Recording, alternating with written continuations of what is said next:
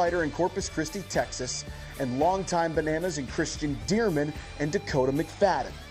My dad's been a fireman for over, probably 50 years now. My uncle's been in the fire department for a long time. Never give in, doesn't matter what the situation is. And you know these guys never back down. They're coming to save everyone that they can. Being the son of a firefighter, being the nephew of a firefighter, and being a friend of so many different firefighters, it feels like this was meant for me. Fighting the flames for 19 games in 2024, a year of history for the firefighters. Dakota McFadden, the first home run in the history of the Firefighters franchise. Under the leg to Brito at second, a trick play, and the first win in Firefighters history. Ham is tagged out, and the Firefighters have won their final game of 2024. And it's the perfect ending for the boys in red and yellow.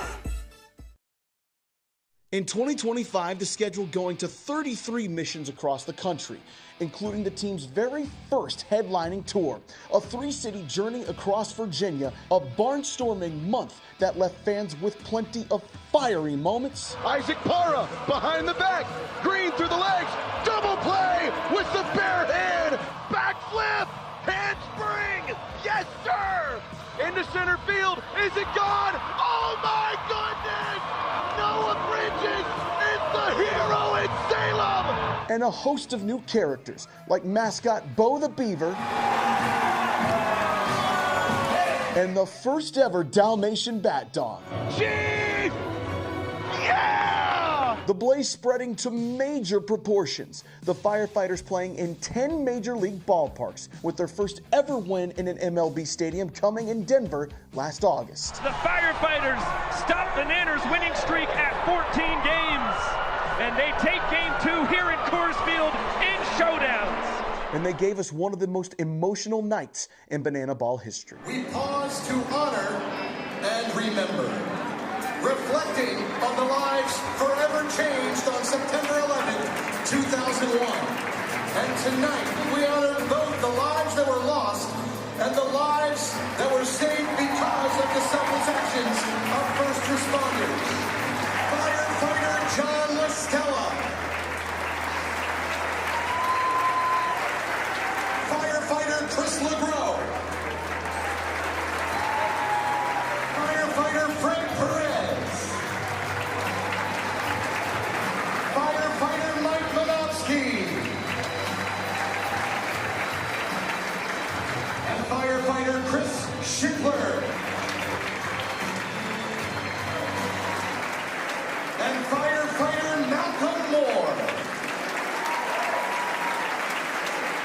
9/11 First Responder Port Authority, Lieutenant David Lim.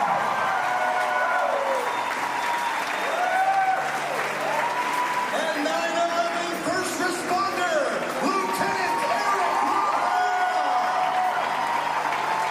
And 9/11 First Responder Tom Aiken. And 9/11 First Responder Robbie Mitchell.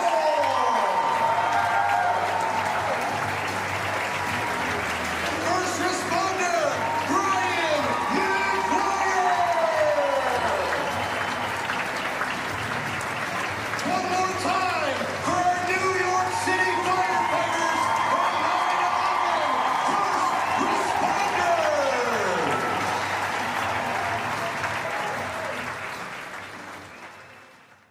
Going into the postseason, the Firefighters earning the 4th seed after going 6-27, only winning 3 times in 23 chances against the Savannah Bananas, the odds stacked against them going against the team in yellow, until Bradford Webb and Ben Dumb stepped up. Bradford Webb, 6 innings, 6 goose eggs, 4 Ks.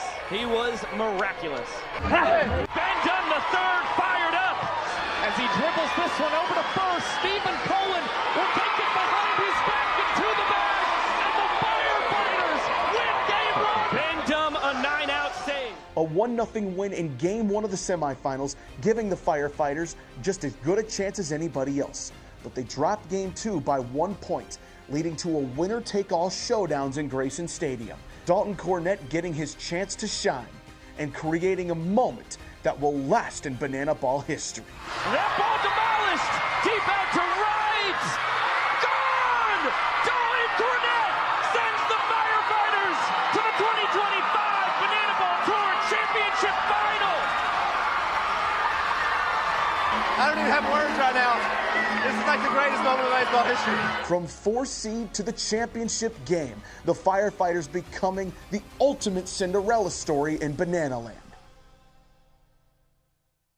The Fire and Flames picking right up where they left off in 2026, with longtime Bananas Eric Jones Jr., Jared Donaldson, and Zach Phillips officially aboard. The team picked up its first ever sweep in Banana Ball over the Loco Beach Coconuts in Little Rock, Arkansas. Launched an historic offensive performance in Montgomery, Alabama, scoring 22 runs in one game to beat the Indianapolis Clowns 4-2. Then swept the Party Animals for the first time ever in Albuquerque, highlighted by an incredible 2 rounds of showdowns in Game 2.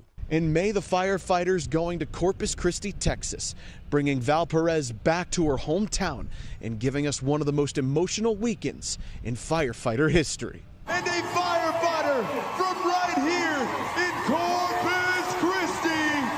Please welcome Val Perez. What a cool moment. That moment, I mean, it's special. Hearing everything from the crowd, of course, and then seeing every one of my guys just pumping their chests and screaming for me. I mean, that means everything. It's a testament to the culture we have in our locker room. Lamar Sparks. Welcome back to the Lone Star State, Lamar. That is his little sister, Jency. And she's about to give Lamar the ride back home, recreating a moment from their childhood.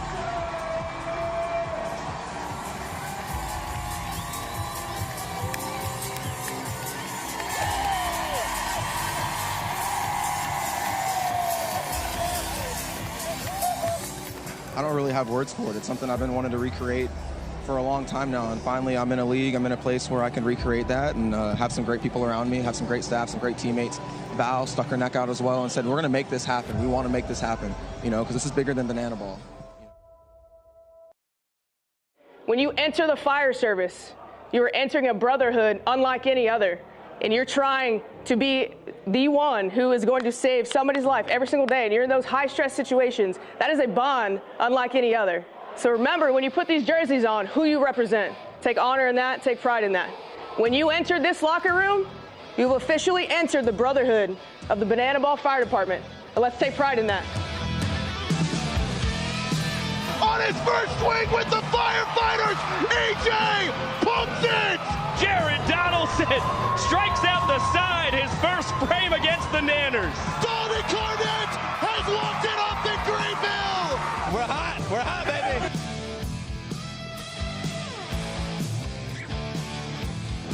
Noah Bridges is timeless! We have a good offense. Yeah. Tiny with the big shot! Darian McDowell! There you go. Look at there. Oh my goodness. We're the hottest team in sports, baby. Let's go!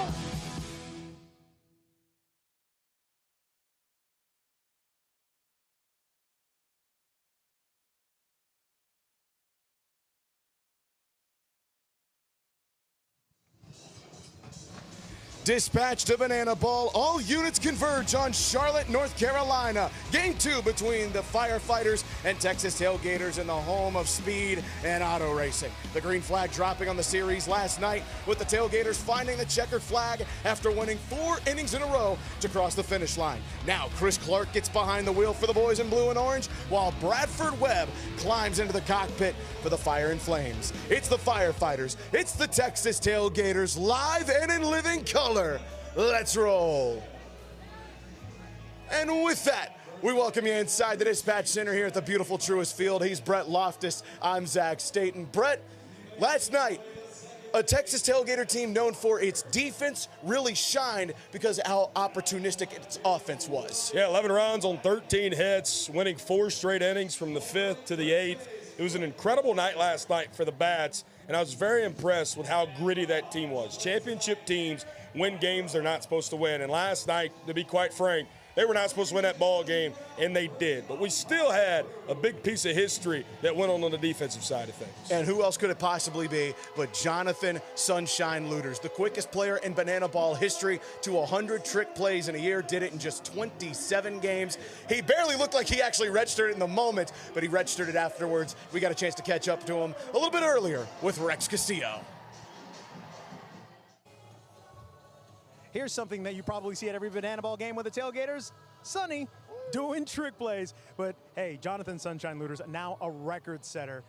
Fastest to 100 trick plays in a season. You've had 24 hours to digest it all. How are you entering this game and the accomplishment now, my friend? Yeah, no, it feels good. It was really good to win that game last night, too. I know for our team, we work really hard, and we do a lot of tricks, so it's not just an individual thing. Taylor Justice at first base does such a great job of making a double trick play all the time. Working with Jordan Hussein, our captain, who just tells us all the time, we are going to do tricks. So I just follow those guys' lead, and it's really, really cool. You've helped innovate the sport, bringing the designated fielder in this season. You and Matt Wolf always wanted to push it. It's here now. What do you hope the future of the sport is when it comes to trick plays and the designated fielder? Man, that's a great, great question. I hope that there can be a guy on every team that is like, that's the designated fielder guy. Like, he is the guy that can do the cool trick plays, play really good defense. I think it'd be great for the sport, faster games, and more entertainment. I hope that's in the future, and I think it is in the future.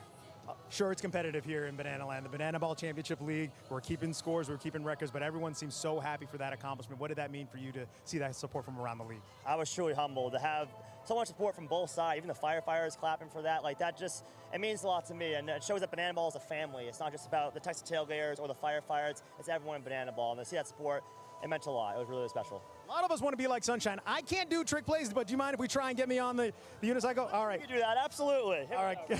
Here we go. All right, guys. I have no idea if this is going to work. Ready? All right. Hold on with that right there. Yeah. And we're up. We're up. Hey, look at that. Look at that. We made it, baby. Guys, back to you before it falls.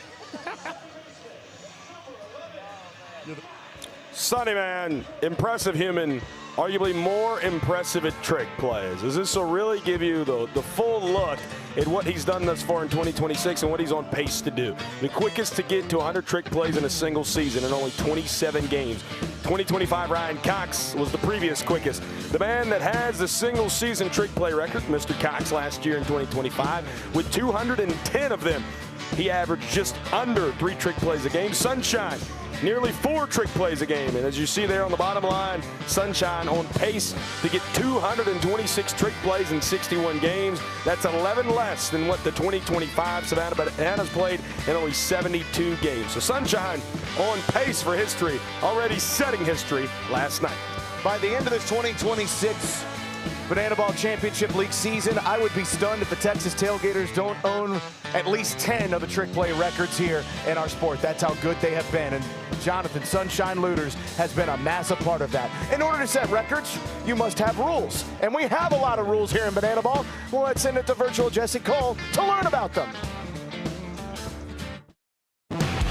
Banana Ball is the fastest and most entertaining show in sports. And the 11 rules guarantee the most fans-first experience every second. Unbelievable! Welcome to the Banana Ball Championship League! Rule number 1, win the inning, win the point. The team that scores the most runs in an inning wins the point. It's a walk-off winner! To the deepest part of the field! Oh my goodness! With the equalizer point, trick plays provide the away team an opportunity to earn a point going into the final inning. And in the final inning, every run counts as a point.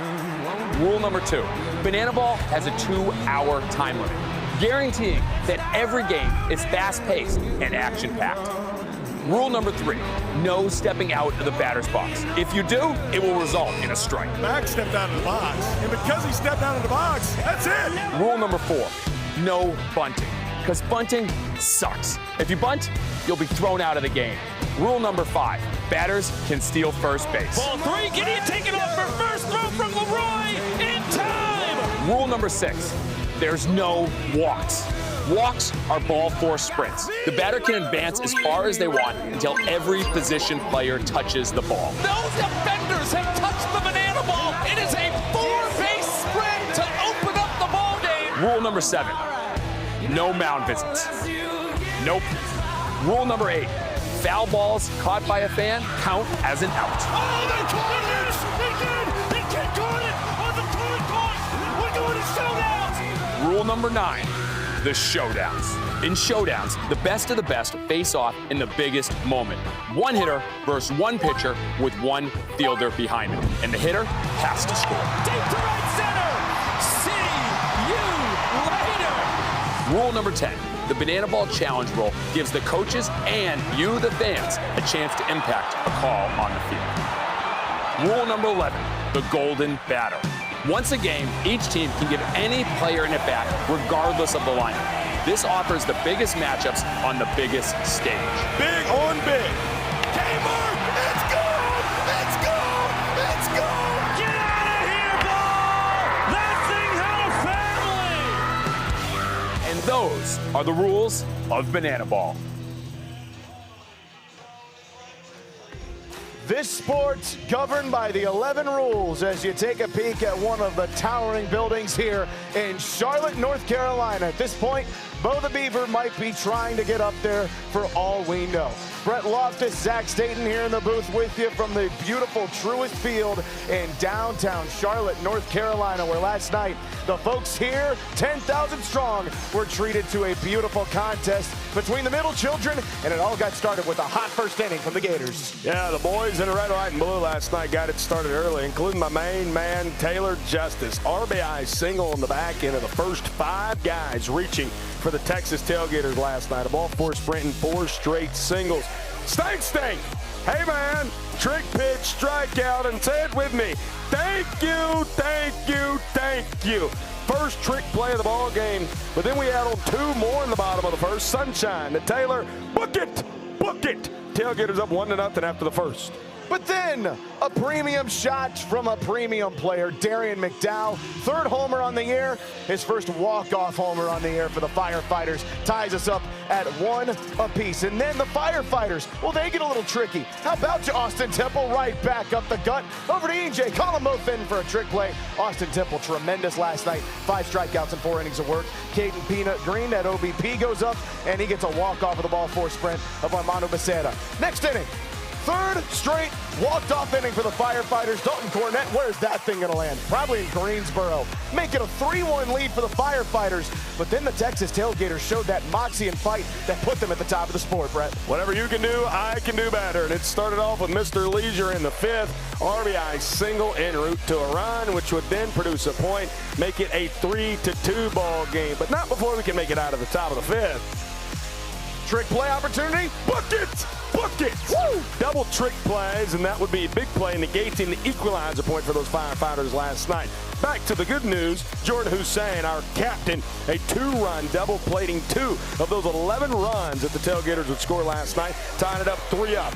Bottom of the 7th, up 2 points to none. 2 runs to none in the end, I should say. Jonathan Sunshine Looters, history, the quickest player to 100 trick plays in a single banana ball season. Top of the 8th, 4-3 now. Tailgaters have won 3 straight innings at this point. How could they possibly win a 4th straight? Trick play missed by Armando Becerra, planting another run for the Tailgaters, winning inning number 8, going up 5-3. And then in 1 minute and 37 seconds, only on 6 pitches, Reese Miller came in and shut down the ball game, his 10th save of the year, leading the Banana Ball Championship League. As the Texas Tailgaters with win number 16 would pull within half a game of those Savannah Bananas last night. With that, let's take a look at the Banana Ball Championship League standings. Again, right there at the top.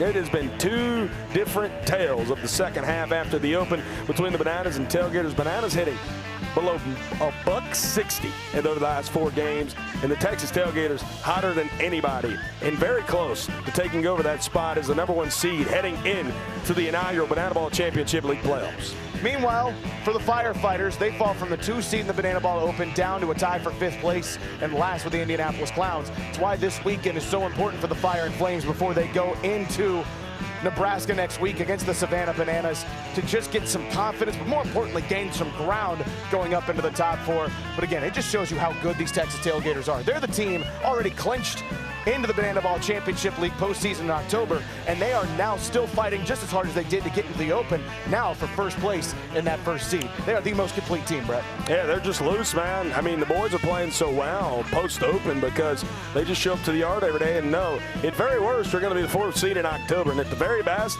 they keep playing loose, keep doing what they've been doing. They will be the #1 seed heading into October. However, that skipper over in your dugout trying to fire up the boys wearing the neon and black tonight. Yes, she is. Val Perez, it's an important one for her. Let's hear from her now. Well, guys, a skipper should know her team fairly well. Hey, Coach Val Perez, look, on social media, you kind of were exposed a little bit, but you're saying to me that they were trying to trick you, right? And that whole guess the voice in the person, that video right there, right? Yeah, maybe not intentionally, but it kind of stumped me for a little bit. I just had to hear a different take of their voice. So, all right, we are giving her a chance for redemption. Coach, go ahead and close your eyes, put your hat over your eyes. We're going to bring up a player. They're going to ask you a question, and you have to guess who the person is and then answer the question as well. Player number 1, what is your question to Coach Val? Why is South Trimble your favorite player ever? I do think that's EJ, and it's because he can do magic. Fairly simple question. We'll reveal the results afterward. Here is player number 2. Player number 2, what is your question for head coach Val Perez? Why is EJ your favorite player of all time? Of all time, Coach. That is definitely South.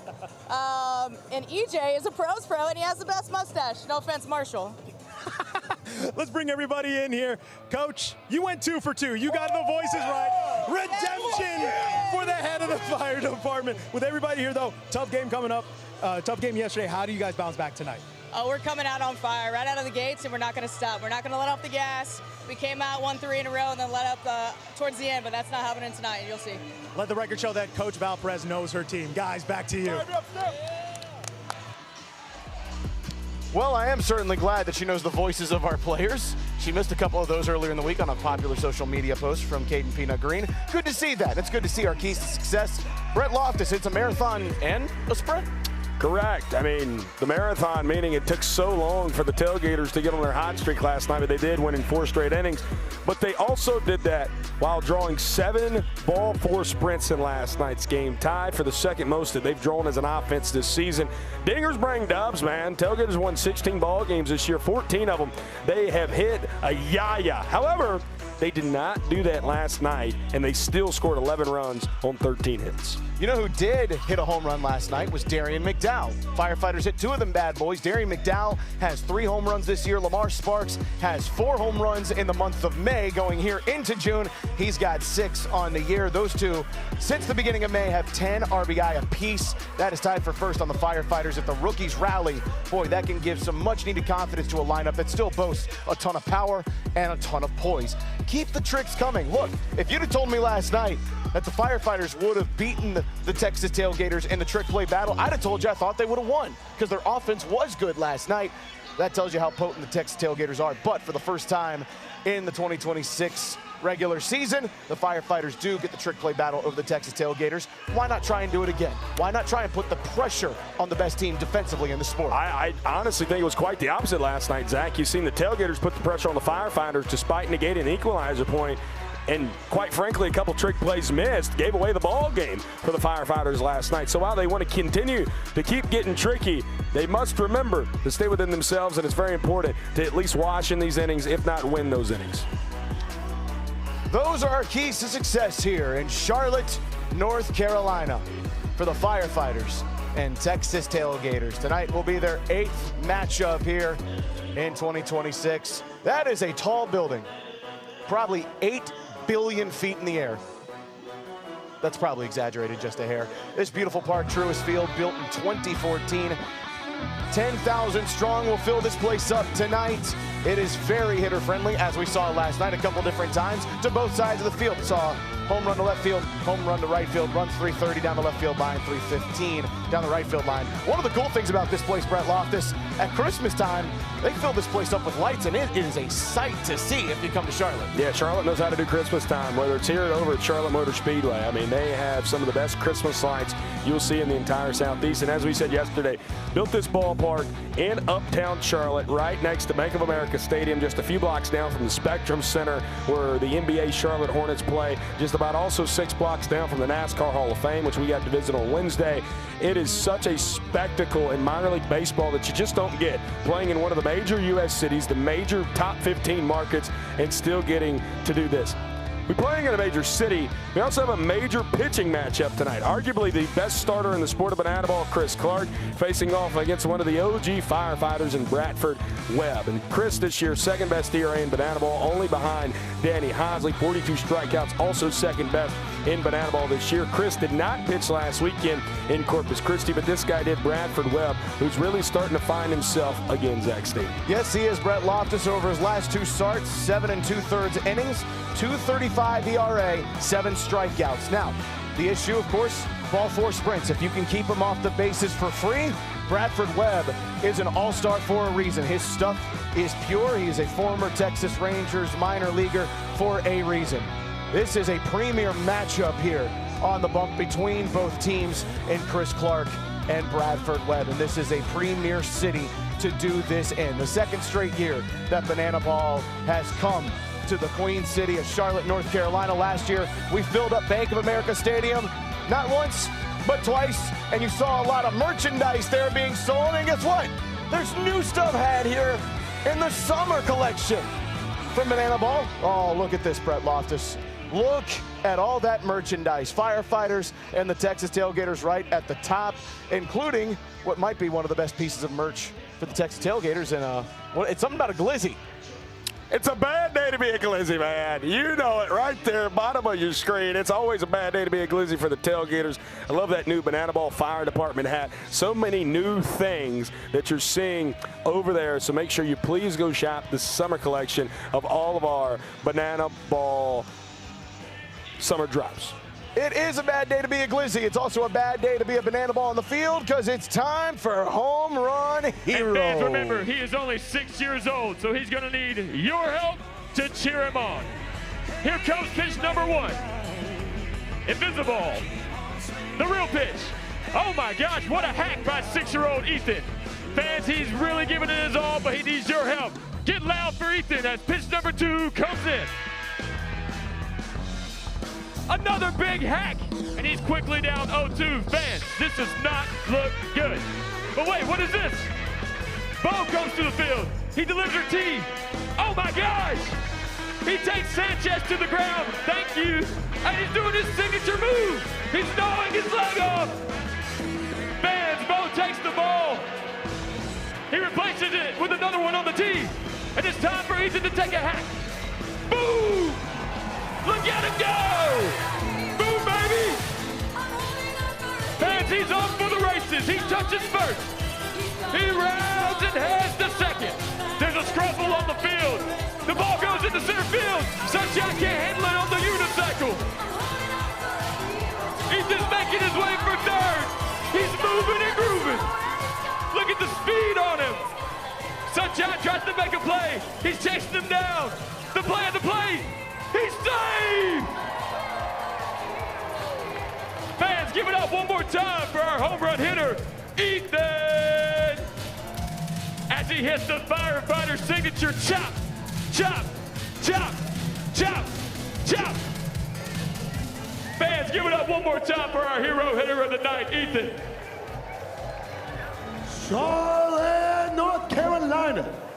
The cast is ready. The fair players are ready. It is now time for you, the fans, to get ready. So everybody on your feet.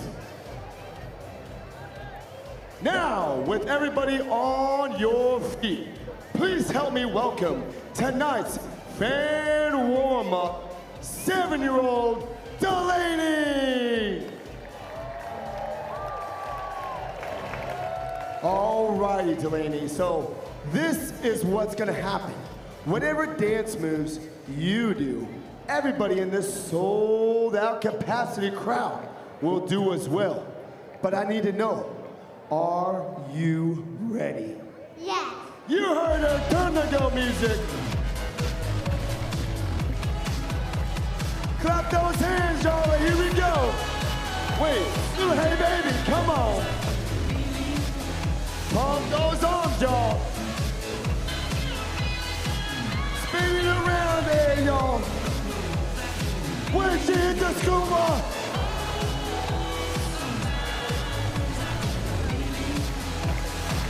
Charlotte, give it up one more time for our fan warm-up. 7-year-old Tailgaters.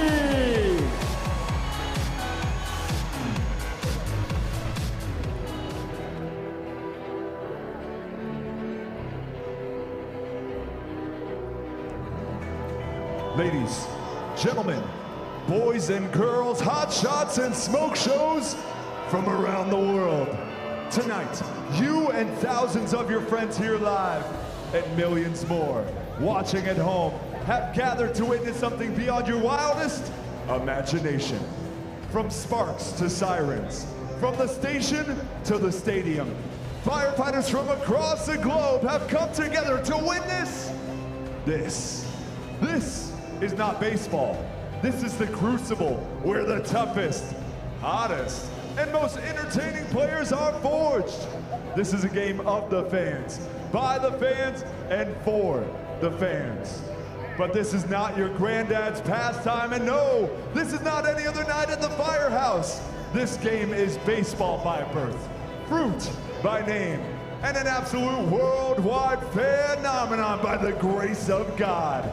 But make no mistake, when the heat gets too intense, we don't cool off.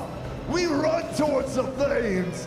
This is a time for all 10,000 people in attendance to get on your feet and give me your voices.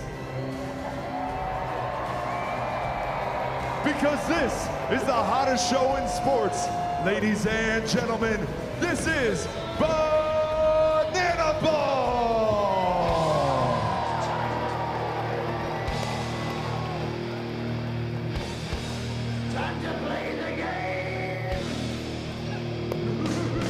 And now the starting lineup for your Firefighters.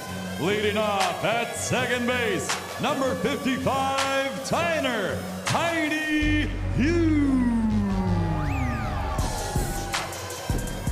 In the 2-hole, the hot shot at shortstop, number 2, Hayden Peanut Green. Batting third, the designated hitter, DC3, Dalton Cornett. Batting cleanup tonight, the extra hitter, number 0, Lamar Sparks. In the 5-hole, behind the plate, number 4, Eric Jones Jr. Batting sixth, manning the hot corner, number 11, Logan Showtime Lacey. In the 7th slot, wearing number 7 and playing first base, Mason Mad Max Maxwell. In the 8-hole, ranging right field, number 10, Darian Premium McDowell. Batting ninth, ranging center field, number 30, Armando Becerra. And the decky, ranging left field, number 9, Noah Bridges.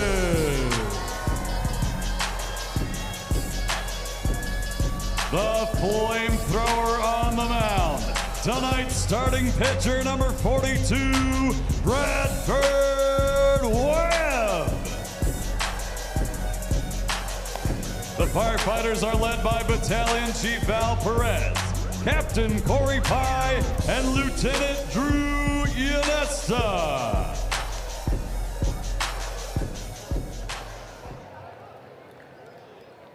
Ladies and gentlemen, at this time we ask all those who are able to please rise. Uncover your heads and turn towards the flag with your right hand over your heart for this evening's performance of our national anthem. Performing this evening, please welcome Megan Cochran with her rendition of the Star-Spangled Banner. Oh, say, can you see by the dawn's early light what so proudly we hailed at the twilight's last gleaming, whose broad stripes and bright stars through the perilous fight o'er the ramparts we watched were so gallantly streaming, and the rockets' red glare, the bombs bursting in air, gave proof through the night that our flag was still there. Oh, say does that star-spangled banner yet wave o'er the land of the free and the home of the brave. Thank you very much, Megan Cochran. Megan Cochran with an absolutely wonderful rendition of the national anthem as we light them up here one more time in Charlotte, North Carolina at Truist Field. On one side, the 16-11 surging Texas Tailgaters. A spot in the playoffs already locked in. Now they're just playing for first place and for bragging rights. On the other side, it's the Firefighters, 11-16, need a win in the worst of ways to keep themselves close and locked in to the race for the top four. It's anybody's ball game tonight in North Carolina. A wonderful crowd here of 10,000 strong, here to see the second game of the weekend between the middle children. He's Brett Loftus, I'm Zach Staten, and this is the Firefighter defense led by the middle infield here. Peanut and Tiny. Caden Green had 4 trick plays last night, gets ever so close to becoming the first Firefighter with 50 trick plays, 48, just needs 2 tonight. Tyner Hughes at 40. Zachary Bridges, 4 Oaks, North Carolina native, is your designated fielder. He will line up at the catcher spot. Eric Jones Jr. is in the lineup. Mason Maxwell at first base, 32 trick plays. That should not go unnoticed. His first full year playing first base.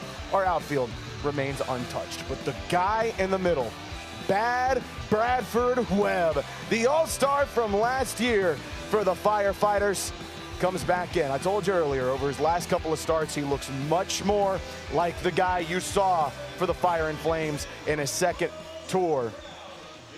2.35 ERA, 7 strikeouts over his last 2 starts. He finds that stuff tonight, and you could see a dangerous man with that toothpick throwing heat from the rubber. But the team he's got to go up against last night had 13 hits, 12 singles, and a whole bunch of runs, Brett Loftus. Yeah, I mean, this lineup's as hot as it can get right now, and it all starts with that, man. Ever since Zach Watson got put in the leadoff spot back in Knoxville, Tennessee, man, it's been a different lineup and in a very good way. He's been that table setter. Nick Lopez has taken his batting average since the beginning of May, which is right around 237, up to 283, back to the 2025 All-Star that we know of Nick Lopez, the unction. And then Jordan Bart, the lone player on offense, hitting over 400. I mean, everybody else has been doing their thing as well. Jordan Hussein, for just the second time in his Banana Ball career, 20 games into a season, could have a batting average over 300 after tonight, currently at 297. Been absolutely incredible. Something new, Zach Staten, as we're getting ready for first pitch here. Oh, this tickles me. Let's send it down to Kaz Egan to get us rolling. Down on the field to get this game started, here's Kaz Egan. Ladies and gentlemen, you have waited long enough. I think it's time we start the clock. But first, please help me welcome 8-year-old Whitley. Whitley, thank you so much for helping us out. Now on the count of 3, you and 10,000 people in attendance are going to yell, "Start the fire." Are you ready? 1, 2, 3. Showtime! Charlotte, North Carolina, Brett Loftus, reach up there and pull them belts tight one more time. Leading off for the Tailgaters, number 2, Zach Let's play some Watson. banana ball, boys. Oh, that fires me up, and that one fires up Bradford Webb. Strike one at 7:01, first pitch time. I hope some people here are NASCAR fans, because that ruled. Strike two. B. Webb working quickly against his former teammate on the OG Firefighter squad. Popped to the Lord. ZB. Logan Lacey. Oh, he went behind the back. In the crowd, too. Showtime starts us off with a trick play that will go down as one of the best ones we see of the Firefighter season. How about that, Showtime? Wow. That dude is too cool for school, man. Back-to-back weekends with a web gym. Wow.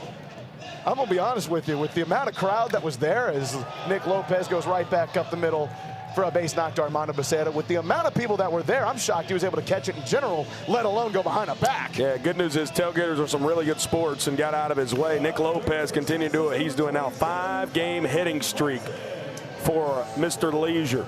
And now it's time for the auction. Bradford Webb goes right back and attacks him. Last night, Kyle Martin led it off with a single. Heard him on the microphone, got to see his flowing locks of hair. That's always good. Deep left field, Noah Bridges will watch it fly. Welcome to the auction, Charlotte, North Carolina. The man who's from right down the road in Greenville, South Carolina, leaves the yard for the 13th time this year. And he is just 2 home runs away from tying the single-season banana ball record set by Jake Skoll last season. He's not human. He's the auction, and he's coming to ruin your night. And now, I think he's going to have something for us. It's ISO ball.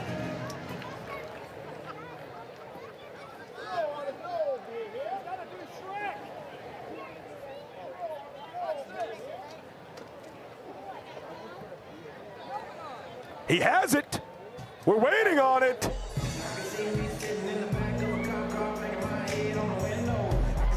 He's doing the Shrek AI dance. Ooh. Shake those hips, Mr. Auction. Wow. It don't get too much better than that. Kmart welcomes you to the auction and then does a Shrek dance to an AI Morgan Wallen. Wow, Apo tacos. We're serving them for breakfast, lunch, and dinner around here. Jordan Parth, oh my Lord! Pull it back to back! The boys in blue and orange! They're lean, they're mean, they're home run hitting machines! Number 5 on the air for Princess JB.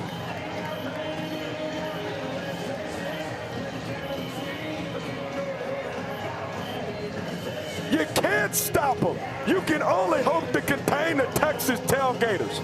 A night ago, they didn't leave the yard one time. And we're only 4 minutes into this one, and they've already left it twice. Rex Castillo, please talk to Princess JB. JB, do you think the Tailgaters is going to hit all these dingers now with the bats he's hot? Yeah, I guess. I was just trying to hit the ball. He's trying to hit the ball, and then we're going to try and find it somewhere in downtown Charlotte. Guys, back to you. I would suggest he was trying to hit the ball. Very hard, I might add. So here's how our game has started. A sick, nasty trick play from Logan Lacey. A single by Nick Lopez.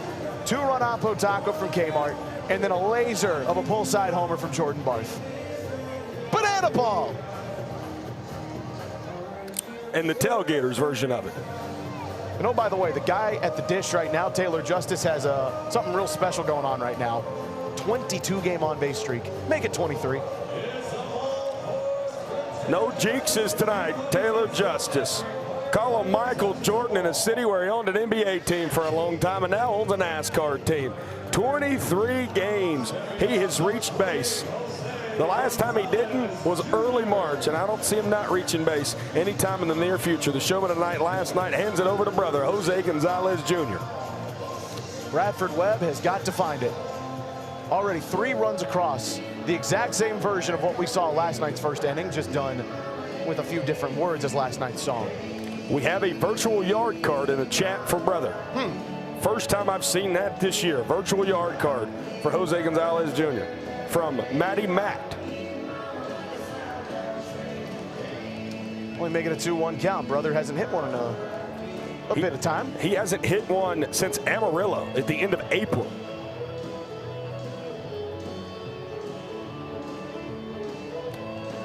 Won't hit it there. 2-2 count. These Texas Tailgaters in this first inning over the last 2 nights have been incredible. Brother fights it off. Peanut was playing in. Turns over, fires the first, and Mason Maxwell lost the ball. That'll allow Taylor Justice to get to third. And 1 away and runners on the corners. And it goes from bad to worse for the Firefighters. That's a tough play for Caden to make. Mason Maxwell gets by him. I don't even think the ball got into the glove there. And brother reaches. Now it's Mac Danford reaching a ball for a sprint last night. Had a couple of Ks as well. Bradford Webb could really use one. Or as some are calling him, Dak Manford. Whomst might them be? Sent to the sky. Who's got it? Mason Maxwell calling it. Tip drill. Somersault and under the legs for Tyner Hughes. You can call both those in for a trick play. Firefighters get 3 on the board here in the first inning. You know, it's interesting right there. Taylor Justice was way up the line. You can take off as soon as the ball touches the glove on a tip drill. Also, Peggy, by the way, is asking about the runs in the chat. 2-run home run from Kyle Martin. Solo shot from Jordan Barth. That's how the Tailgaters already have 3 runs here in the first. And the guy coming up, Taj Porter, 2 days removed from turning 28 years old. This man has been absolutely incredible in terms of just durability. Almost touching 20 games straight starting behind the dish. Bradford Webb gets the backwards K, but not before the Texas Tailgaters unload on back-to-back pitches to left field. 2-run shot from Kyle Martin, followed by one from Jordan Barth to make it a 3-0 lead here in the first inning. You know the only thing I love more than dingers? Me? Sure. I was going to talk about the Tailgaters defense and trick plays as the boys in blue and orange pace the Banana Ball Championship League with 360 of them this year. The only team averaging double-digit trick plays a game, and they average over 13 of them a game, including the best middle infield the sport has to offer when it comes to trick plays, number 1 and number 2 in that category. Jonathan Sunshine Looters last night, the first player to reach triple digits. Jordan Hussein right behind him with 71. See the outfielder right out there, not too shabby as well. Kmart getting the start defensively again tonight on the corners. Jordan Barth, Taylor Justice, as good as they come. Taylor has more trick plays than any first baseman in Banana Ball since the beginning of May. Ties the Clyde Porter, as Mr. Staten just noted, making his 21st straight start tonight behind the dish. And who's the man in the middle? The best starting pitcher this sport has to offer. He's second in Banana Ball in strikeouts. He's second in ERA, and we call him the Big Donkey. Chris Clark, all 6'8", 240 pounds of him, getting the start tonight against this Firefighters offense. There are some significant changes made to the Firefighters offensive lineup, namely that Lamar Sparks has moved all the way up to the 4th spot. That is the highest he has hit in a lineup here in his Banana Ball career. Logan Lacey sliding down to the 6th spot. Tyner Hughes stays in the leadoff position, the visitor rookie. Played 5 games with the developmental squad last year. Caden Peanut Green, team leading 373 average. His OBP well above 400. And they're all going to have to find something here to try to make up 3 runs in the top of the first from the Texas Tailgaters. Tyner, foul. Matty Matt also using his backflip card tonight on Indiana Stanley. Great interaction in the chat tonight. I love you, chat. I really hope you know that. Tiny really wanted that one, fouls it back. Already an 0-2 count. And Tiny's aggressive up there, but that has led to some trouble leading off games here over the last couple of nights against the Texas Tailgaters, dating back to last weekend in Corpus Christi. But he leans away from that one for ball 1. Chris Clark did not throw in Corpus Christi. See how long he can go tonight. I expect a shorter outing. Don't have to expect anything right there. A Ponche. Roll those dice, CC. Out number 1, strikeout number 1 for the best starting pitcher our sport has to offer, Chris Clark. Did it in just 4 pitches to retire batter number 1, Caden Green. Goes inside, and that is a strike 1. And already Chris Clark looks dialed in. You see the numbers on Peanut. He has been so impressive this year. Will be a leading contender for most improved player of the year if we have that award, but that is strike 2. Right now, Chris Clark firing on all cylinders. I do think it's fun, by the way. You have Big Donkey on the mound and Kyle Martin just danced to Shrek. I can put 2 and 2 together. By the way, 2 and 2 together. Caden Green wears number 2. With strike 2. Okay, no, I'm gonna stop. 1-2. Into the dirt. Now it's 2 balls and 2 strikes. I'm fighting every synapse in my brain to do it again. What'd that mean? Young Nut. What the dog doing? Oh! Oh, goodness. That's about 90 miles an hour off the back of the head. That's not good. Caden down to a knee. Sydney Neighbors, our athletic trainer for the Firefighters, out to check.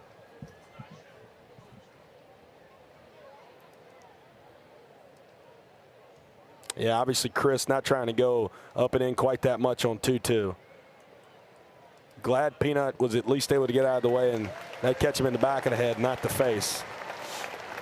Peanut's had some bad luck with getting hit in the helmet in his banana ball career. Took one off the eye last year that hit him in the wrist. But he's going to trot to first. That is a welcome sign. Take a look at this. Oh, goodness. Good news is it didn't catch him flush. You can see 2-seamer that just kind of skidded off the back of that helmet. Man, I'm so happy Peanut was able to get down and out of the way of that one.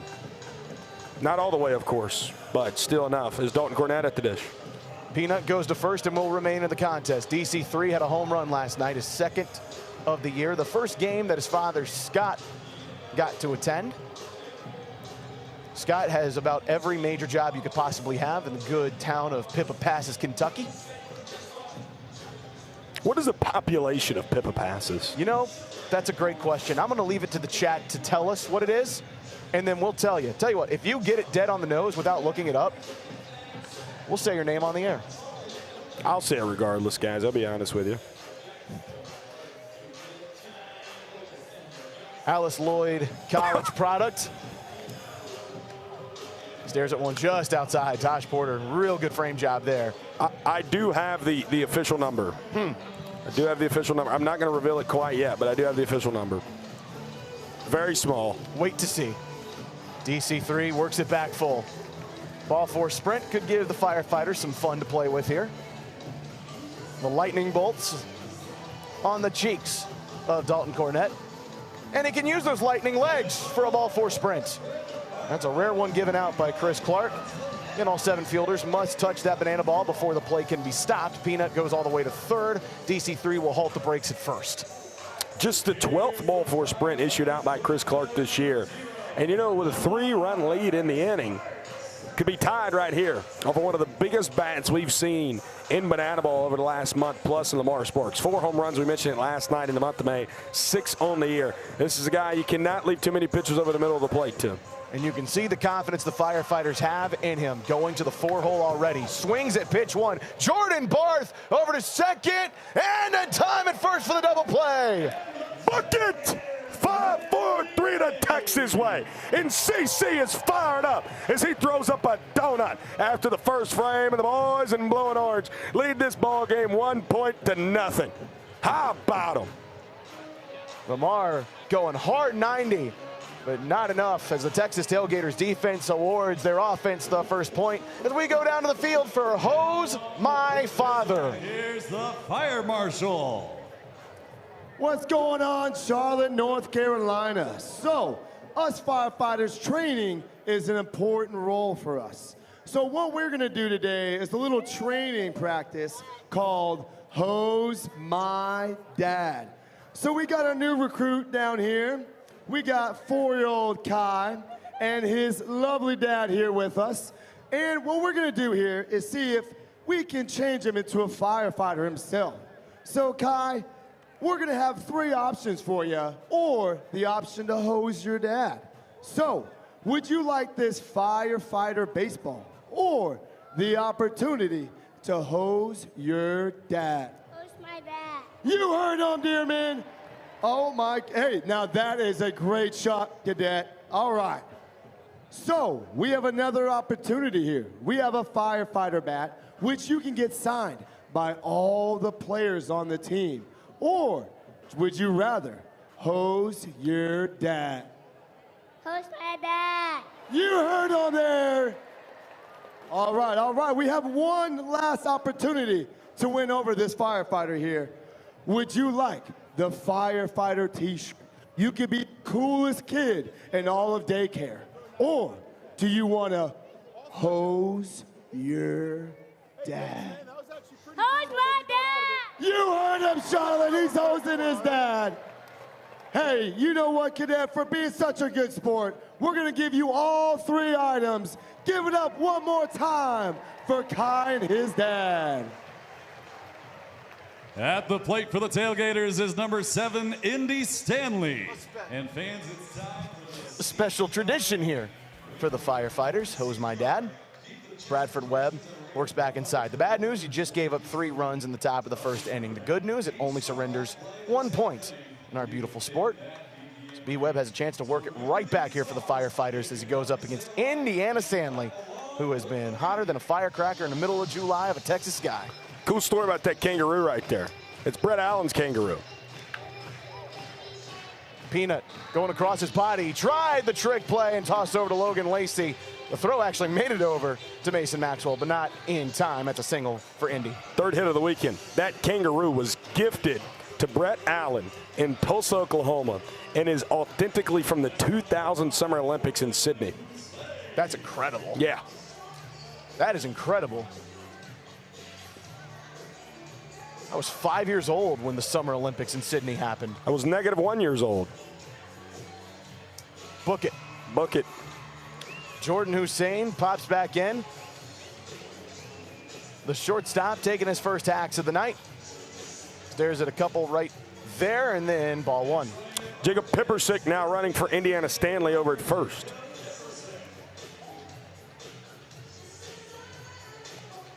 P. Webb checks over just to make sure, and J5 lobs it in for a base knock. Telling you what, man, don't let the captain get hot. Because if J5 starts hitting the banana ball down there in the 10-hole, I mean, an already very potent Tailgaters offense just becomes that much more dangerous. First and second, yet again, none out. Hey, Waddy.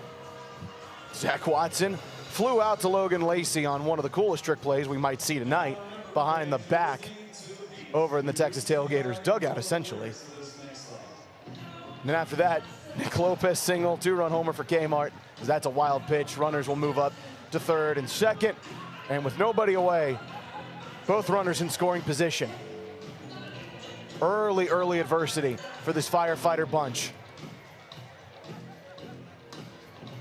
Outside, and already there is some action in the bullpen. Jared Donaldson for the firefighters is warming up. That is drilled. Waddy! Off the wall, and a 2-run double. Waddy, whoa!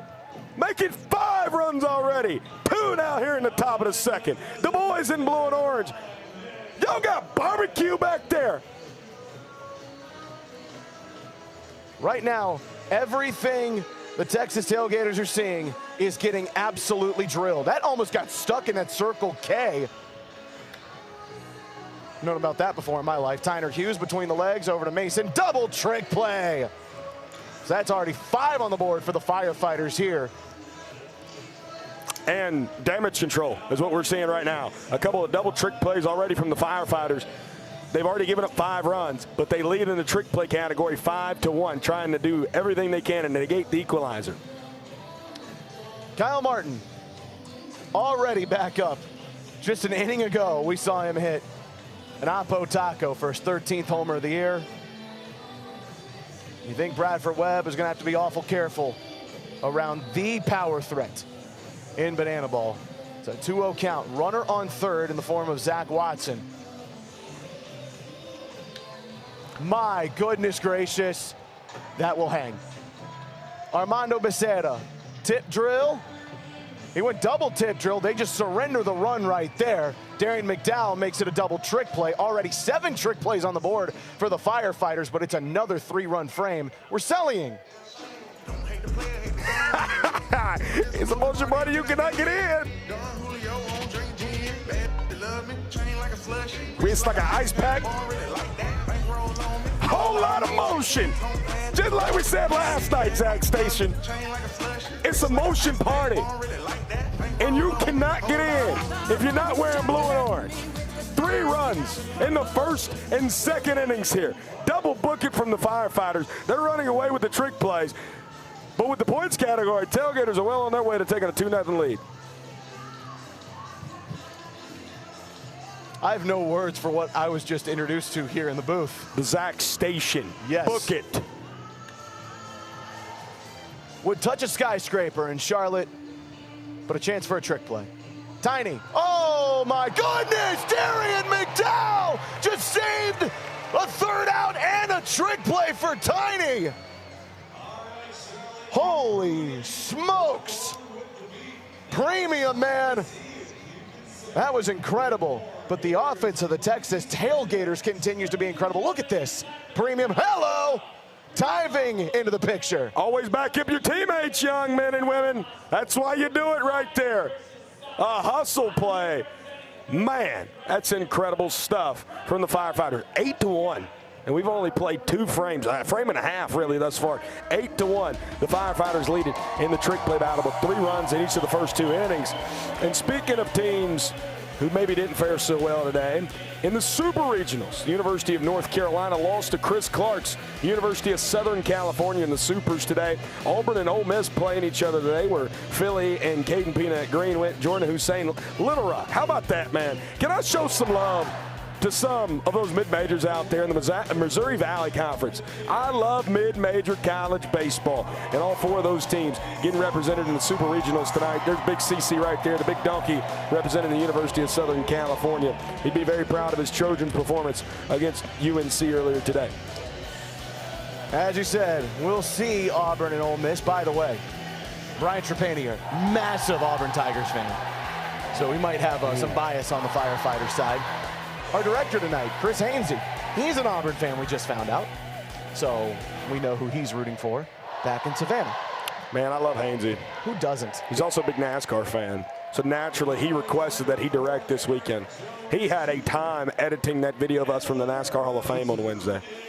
I was really hoping he would put Fueled by Metallica in there from the old intros back in the early 2000s as EJ squares up and takes ball 1. The Davidson product from right here in Charlotte, North Carolina. South Mecklenburg alum, just about 20 minutes down the road, sends it foul. Here in Mecklenburg County, where downtown Charlotte is, I mean, EJ is right back home as it gets. Last night, dunked in his first swing for a single. Make it another leadoff single here for Eric Jones Jr. back in front of his people. Lets the axis fly.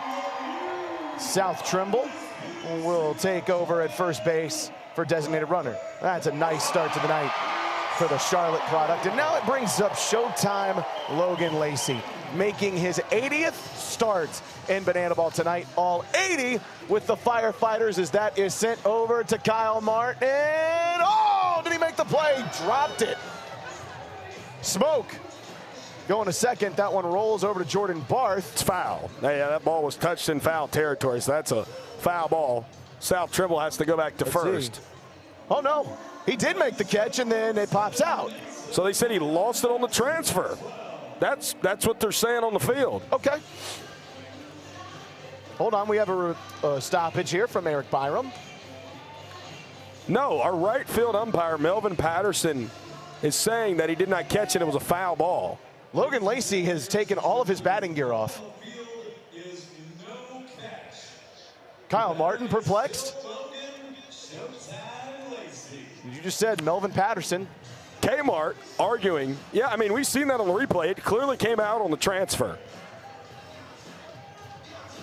Okay, yeah, he's Kyle Martin battling his case. There, catch right there. And then he loses it on the transfer. Yeah, I think that's... I mean, no offense. That is about as obvious as it gets. And he signals out. Our right field umpire signaled out. So Logan Lacey back in. 0-1 count. Make it 0-2. And that doesn't help the Firefighters much either, because Lacey wasn't prepared to go back up there, taking all his batting gear off. South Trimble's got to go back to first. That is a challengeable play, by the way, according to the Banana Ball rulebook. Catch plays in the field of play and in the stands. South taking off. Hit and run situation was there. South went back to first, round second, and will stay there. Logan Lacey aboard with his first hit tonight on his first AB. Man, South could have been a third if he kept going. Yeah, he stopped running before the pitch ever got home. It was interesting to see for a hit and run, but a couple singles to lead off the inning. And now that reversed call actually does end up helping the Firefighters, because now they have 2 on with nobody out. A couple calls that went the Tailgaters' way last night that shouldn't have. The one big one was that foul ball that was not fouled down the right field line, and right there yet again, one down the right field line that inevitably is missed. Mason Maxwell will now square up, and if we want to talk about a guy who should be up there as one of the most improved players in the sport, look no further than Mason. That one gets by Taj Porter. They call it a checked swing for a strike, but the runners move up into scoring position, both of them. Mason hitting .342 this year. You saw it earlier coming into the night, had 32 trick plays. He's already got a couple in the book to make it 34 tonight. And this is a big moment for him with runners at second and third and nobody away. Early opportunity for the Firefighters to strike back. Mason will send it back foul. Getting an update from Wendy Yates in the chat that Troy is up over Little Rock 8-2. Please, nobody tell Jordan Hussein. We'll keep it a secret between you, me, and God and the internet. Ball one. Heard that a time or two from someone. I wonder who. A mystery that should be solved at a later date. Boy, Mason thought about it. That's an excellent pitch from Chris Clark, but Mason wouldn't give in. That's one of the places I think Mason has improved, his patience at the plate and a keener eye with the bat in his hands. And his relationships with the home plate umpires, of course. Sure. Always helps. 2-2. Back inside. A little high. Now a ball four sprint would probably plate the 2 runners for the Firefighters, and Mason could run. Instead, he flares one over to Jordan Hussein. And that is a double trick play. No, it's not. Mason is safe, and that'll score a run. Well, all righty then. That's one you see Jordan Hussein make all the time, and he looked quite good on execution. Taylor Justice went in between the legs. It's bang, bang. Our first base umpire, Trey Hudson, awarding it to Mason Maxwell. Now Darian McDowell has a chance if he can repeat what he did in his first AB last night. Here again with his first AB. This could end the inning. And nobody out. It's a 1-1 count. What a wild first couple of innings here.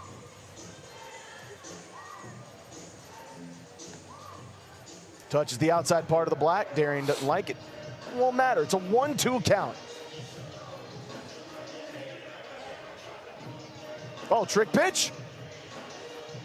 Oh, no, reverse card for CC. And another ponche.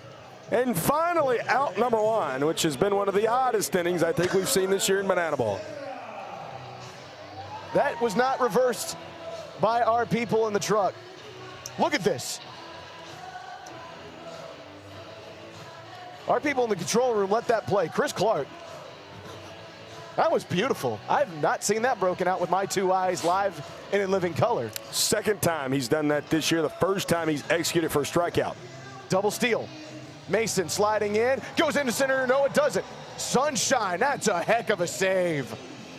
Logan Lacey thought about going home from third if that had bounced in. That's a great job by Sunshine to keep that in the infield.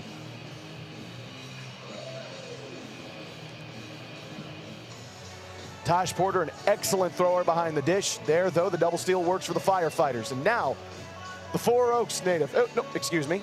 That's the next lefty. The guy right now is Armando Becerra. Last night, his first multi-hit game in the regular season since March 22nd. Things are happening. Into the seats. Nobody catches it. If Armando gets his bat live, that's a big weapon for the Firefighters, and last night he did with a couple of hits. Right back over Chris Clark. Hussein through the legs, and this time they do get him out for the trick play. Book it! J5 with a trick play. He ended his 25 consecutive game streak with a trick play last night. Get one right here. The second of the game, but Val Perez will initiate the Firefighters challenge. Let's see that yet again. Love to run the replay back. It already did score a run, so the inning is 3-2. Hussein. Yeah, we're going to need to see it a little bit slower than that. I don't know how much this angle is going to be able to tell us. I mean, he looks safe. Yeah, he looks safe. Yeah, to me right there, he looks safe. This will be a great angle to tell us. Let's keep it this speed. From there. Right there, he looked out. Because you lose track of the banana ball into the net. From the other angle, he looks safe. He looks safe from this angle. If we can go a little bit slower on the high home angle that we're looking at currently.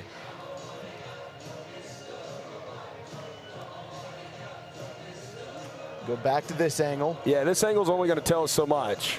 Very slowly. Yeah, I mean, he looks out here, but he looks safe from the other angle. Correct. I don't know if this call just cannot stand.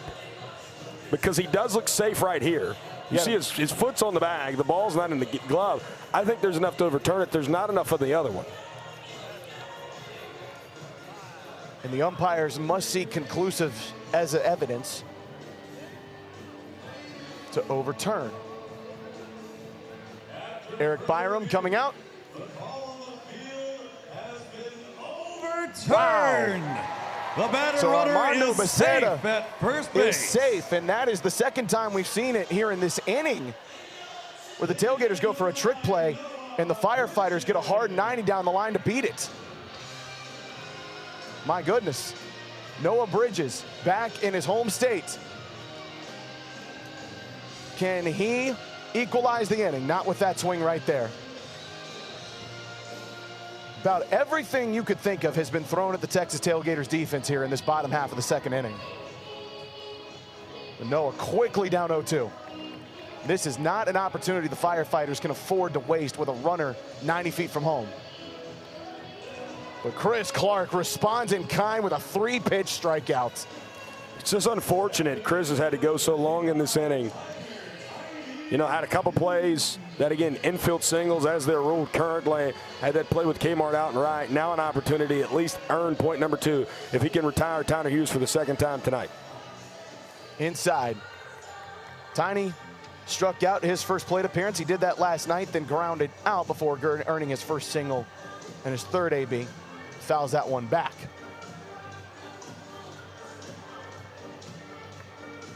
Chris Clark already up to his 45th pitch here through just an inning and 2/3. Tiny, liner, foul. It's a game of inches here. And that one just a little too far left for Tyner Hughes down that left field line. And with runners on the corners, Firefighters would very much benefit themselves to equalize the inning. But that is sent high into the sky. Taj won't even give it chase. And it lands on the roof.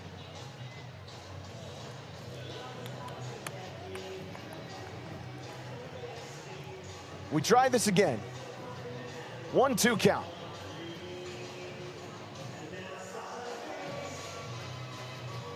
Tyner down the line. That is a fair ball. Mason is in to score. Here comes Mondo, burning everything he's got in the fuel tank. He will slide in, and the Firefighters win a point in the wackiest second inning you could ever imagine.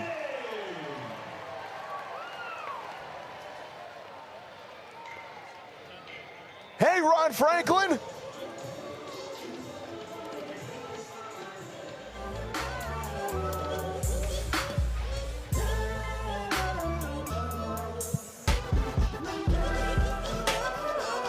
Boy, is it good to see Hot Boy Ron back in that uniform. He's not playing this weekend, obviously, but it's good to see him here. Tyner Hughes, you see him choked up on the bat, right down the left field line, and that'll win it for the Firefighters. Down to the field for Limp Bizkit. Charlotte, who's hungry? All right, good. Well, I found 4 of the hungriest men here at Truist Field, and here's what we're going to do.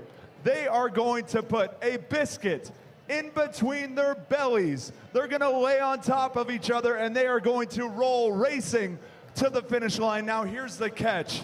Whoever loses will eat the winner's biscuit. This game is called Limp Bizkit. Gentlemen, assume the position. On your mark, get set, start rolling. We got biscuits down. I'm gonna stick it back in. All right, I'll tell you what. These guys are the winners. So there you go. There you go. Gentlemen, oh, why is it wet now? Here you go. Don't dab each other up, because right now you're gonna face the camera and you are going to eat that biscuit. Cheers. Ladies and gentlemen, that was... I didn't like that. I'm going to be honest with you. Secret between me, you, God, in America, I did not like that. I don't know how to feel about it. Like, it looks hard. That's incredible. New pitcher on the mound, and for the first time this year, Jared Donaldson comes in the 3rd inning as a reliever. Now remember, one of his best outings with the Firefighters in Scottsdale, Arizona, pitched 3 innings of relief with 5 strikeouts and got the win. And he did it basically on 3 days of absolutely no sleep and about 400 milligrams of caffeine. Could this be what Donnie needs to find his stuff? That one bounces out. Taylor Justice thought about going for first. He won't do such a thing. But this also, I think, shows you, Brett Loftus, just how much the Firefighters want to win tonight to go to Donnie here in this spot. Is that one too low? Yeah, I mean, usually you'd think he was going to be your probable starter for tomorrow. And Bradford Webb out after only 2 innings tonight. Chopper down the line. It will go foul to Joe Mikulik. It's interesting, too. Matthew Fletcher is up and warming in the Tailgaters bullpen. So be wondering if you'll see Chris Clark come back out here in the 3rd inning or not. Full count. Inside. Another ball 4 sprint. And Taylor Justice is just an on-base machine right now, man. 2nd ball 4 sprint earned tonight. And Donnie will have to work through some damage already. You know, Jared Donaldson says all the time about his outings, if I can get through that 1st inning of my outing, I'll be fine. I just need to settle in.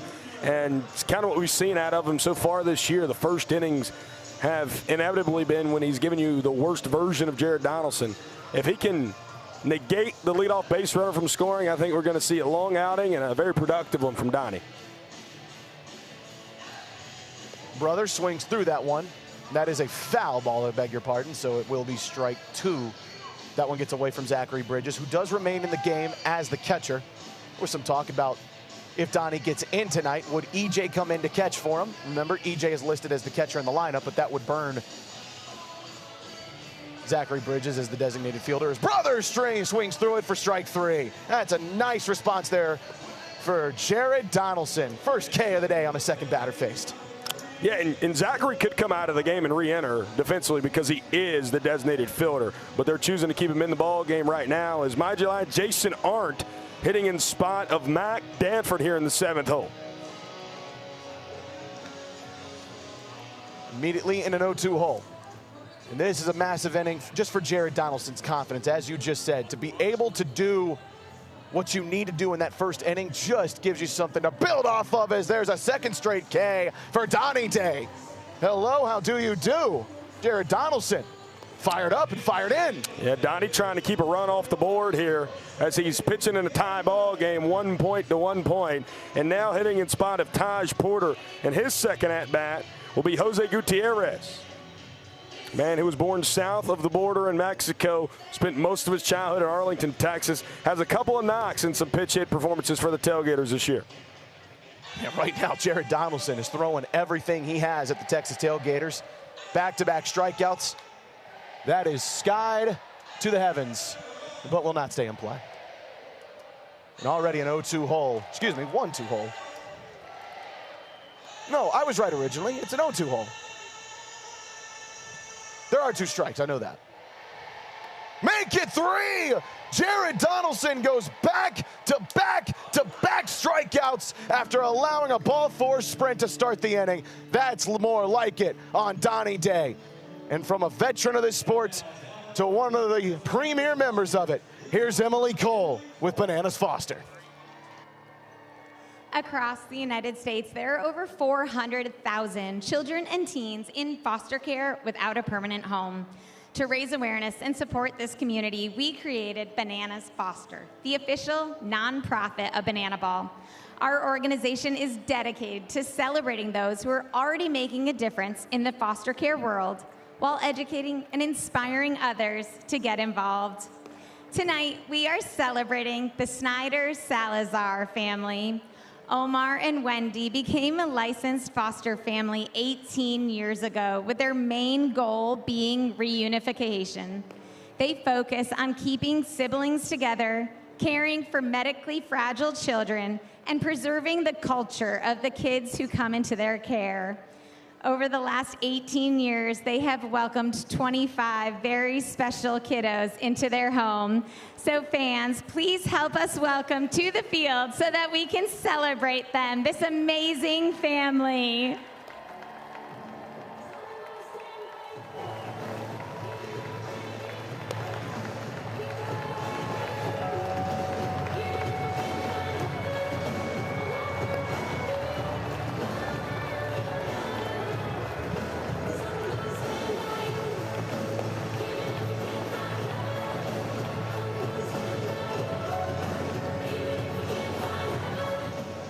What a treat to celebrate the Snyder Salazar family. They've welcomed 25 kids into their home in foster care. What a rock star bunch that family is. And if you want to help Bananas Foster, text Bunch to 50155 to help out so many across this great community in our country. Great to see Emily Cole, and it's great to have the Snyder Salazar family with us. It's always a unifying moment between both teams. I mean, just one of the most special moments. The Snyder Salazar family, though, one of my favorite Bananas Foster families of the year. They come up to me today and said, "Hope the Tailgaters win." I said, "Thank you, guys. I know you're wearing Firefighter jerseys, but they're like, we hope the Tailgaters win." It's like, I like that family. A very good family to get to interact with Banana Ball backstage. You had a pretty good ball game here. I was like, State 1 point apiece. Obviously, some miscues in that bottom of the second, able to lead to a 4-run home half of the second for the Firefighters, scoring their first point of the night. Despite all of that, Chris Clark will be back out on the bump for the Texas Tailgaters. And there's something called burning bridges, Zach Staten?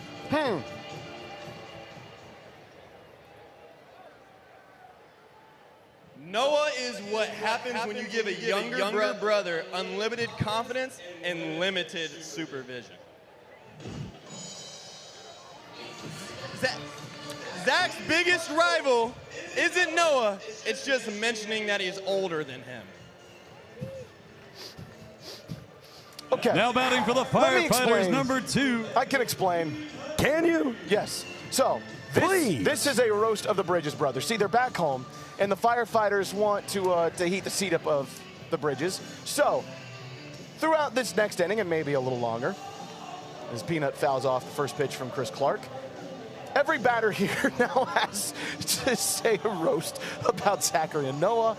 I think that shot landed to Zachary right off the rip. Chris Clark goes to the outside. So they have to be family-friendly roasts. They have to be PG, at least a little bit. As that one goes up. I was hoping that Kaz Egan would explain it to our live crowd so they would be just a little more clued in on what was going on and we weren't just saying mean things to our friends. But hey, sometimes, as we know, Brett Loftus, sometimes you say things to your friends just to have some fun, I guess. Sure. Peanut, it stays foul. Brett, you would never roast me, would you? I don't think I ever have, and I'll try my best to never do so. It's okay if you do it. There's some days I deserve it. Peanut down the left field line. That should be extra bases. Rolls all the way to the corner. It will be extra bases for Caden Peanut Green. Muscling that one into the corner.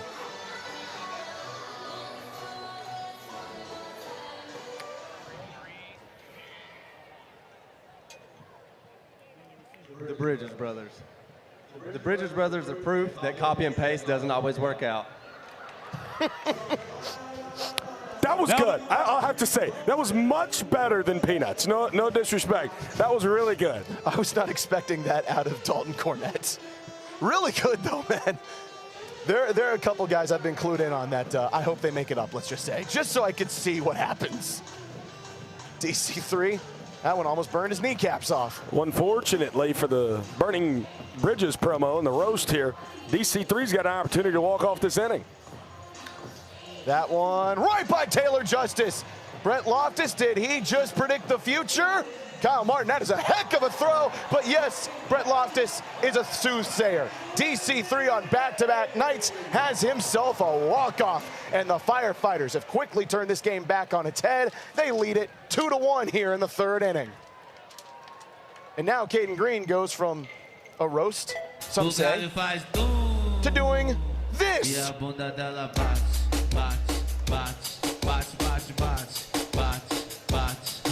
faz tum, e a bunda dela bate, bate, bate, bate, bate. Man alive.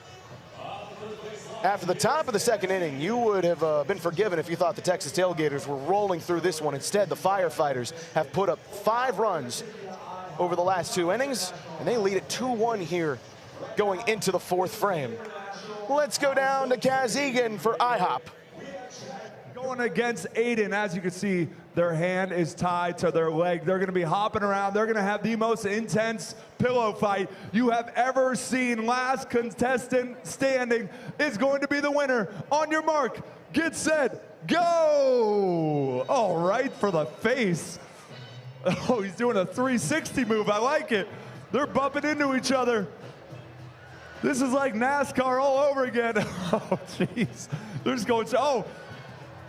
Jack has lost his pillow, but he picked it up. Who's gonna go down first? Somebody bump somebody. Who knew that we found 2 athletes? Somebody's gotta body slam somebody. Forget the, oh, and just like that, Aiden has gone down. Ladies and gentlemen, that means Jack is the winner. I forgot to mention this part.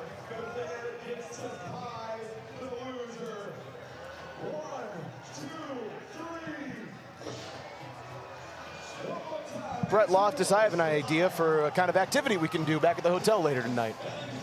And that would be? What we just saw in IHOP. Hop around on one leg and hit each other with pillows. I gotta go to sleep. Yeah. Sleepy time in Sleepy Town. I'm usually aboard that train right when we step back in the hotel doors. That one bounces by Zachary Bridges. Indiana Stanley will get a steal of first. A single, and now still a first for Indiana Stanley. He had that single in that second inning that played at 3, but the Tailgaters still lost the inning when they gave up 4 runs to the Firefighters in the home half of the second. And now Jordan Hussein, who also had a single his first time up. I thought you were speaking of the pies for a moment. No. I have been pied at a Banana Bowl game this year. By whomst? My father. My dad pied me. He's also here tonight, but he cannot get to me because I'm in the press box and he is in the grandstands here at Truist Field. That one saved by ZB. Yeah, I think your father enjoyed that one. You ever been pied by your dad? He's only been to a couple Banana Ball games, and he has not had that pleasure just yet. That doesn't mean he's never pied you. It doesn't have to be at a Banana Bowl game. That's a good point. I don't believe he ever has. We should change that. It's a unifying experience.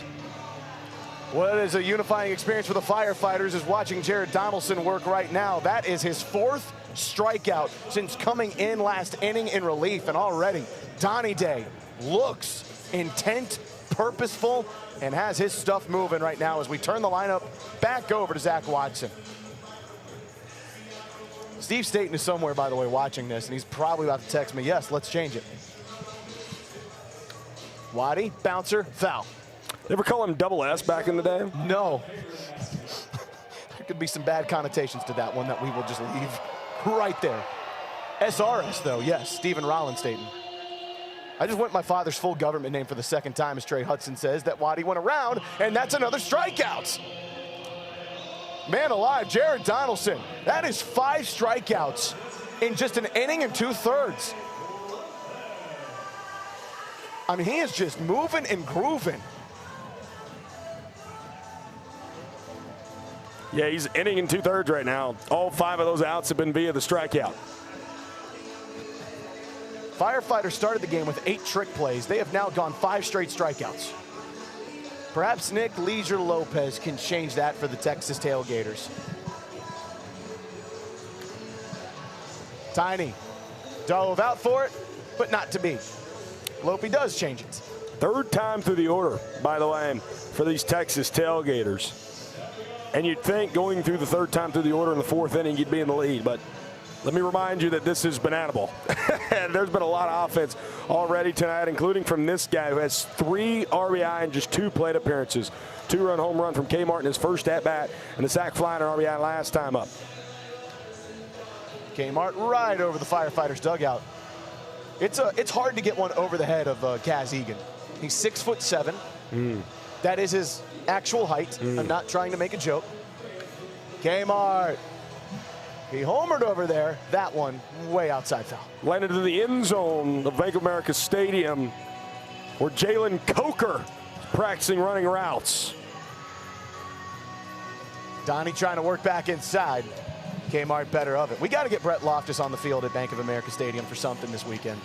Have been on the field once in my life at Bank of America Stadium. 7th grade. The news station I was a part of in middle school came up here and toured Bank of America Stadium, and I got to step on that beloved turf. Good. I'm happy for that one. Donnie. Oh, my! He did it again! Back to your regular scheduled programming of the auction! His 2nd homer of the night. Kyle Martin, number 14 on the year. And he is 1 away from tying the single-season home run record that Jake Scholes set a season ago. Say it with me. He is not human. He is forever and will always be the auction.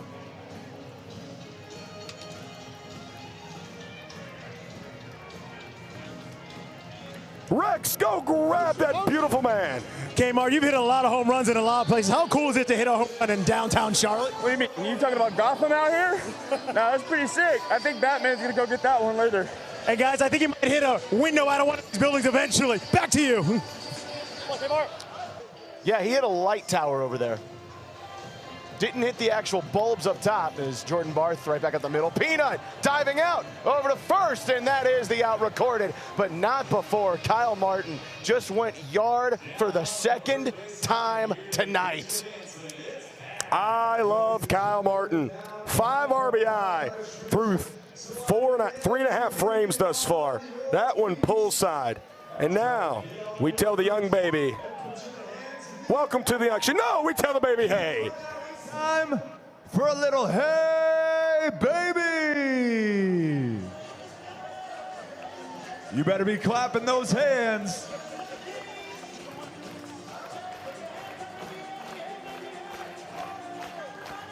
Wave those arms.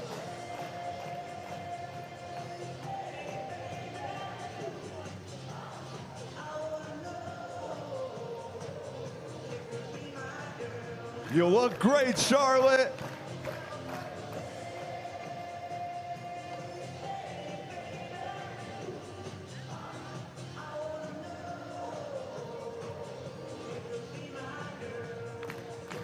Start clapping those hands. When I saw you walking down the street, I thought that's the kind of girl I like to meet. She's so pretty, looks just fine. I'm gonna make her mine. Wave those arms. Hey, baby, I wanna know if you'll be my girl. One more time, Charlotte.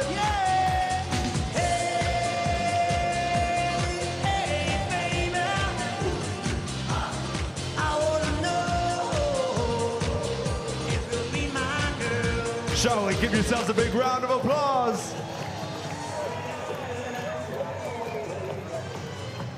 The Texas Tailgaters had 3 innings tonight of 3 runs in Charlotte, North Carolina, and they lead the inning 3-0. And there is a new pitcher on the bump for the first time tonight in the form of Matthew Fletcher. Yeah, man, D3 guy, Matthew Fletcher. We'll tell you about Matthew Fletcher in a moment, actually, as Kaz Egan has a microphone.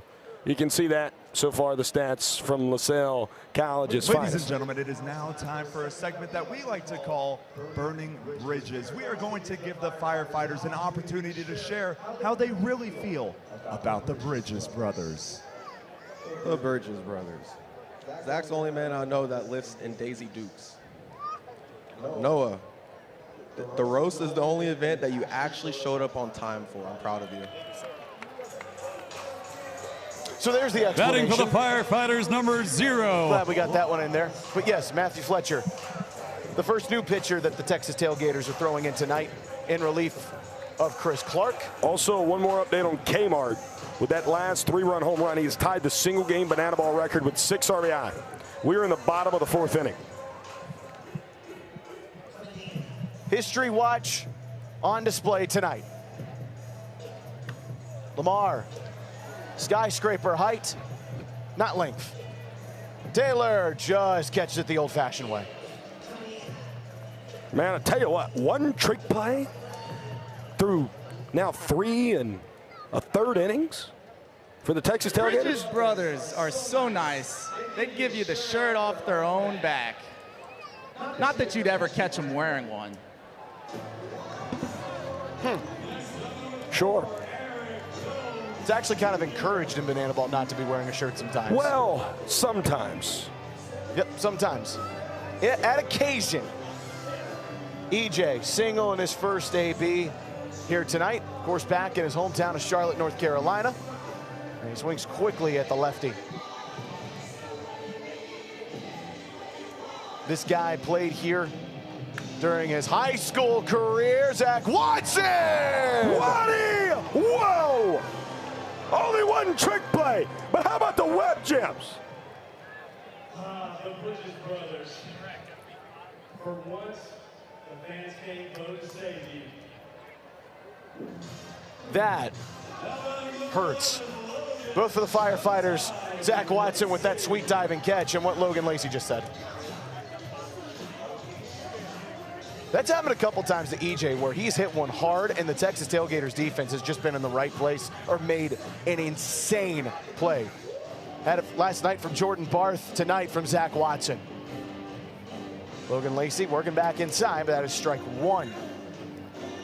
Lacey first time hitting in the 6-hole this year and started out well. Had a single in his first plate appearance in the second inning. Making his 80th start in his career, all 80 coming with the Firefighters. Quickly, it's a 2-2 count with 2 away, and Matthew Fletcher has a chance to put up a heck of a fast inning. Lacey, that one well out of the reach of Waddy. That will land in the corner. The third baseman already rounding for second, making a stand-up double for Showtime. Yeah, good piece of 2-out hitting there from Showtime. As Mason Maxwell now has a microphone. Man, I am so honored to roast Noah Bridges and Noah Bridges' brother. That one seems unnecessarily kind of mean. Zachary took it well. I think the Bridges brothers might have been the only 2 guys in the ballpark laughing at that one. I snickered. If they can find it funny, so can we, right? Correct.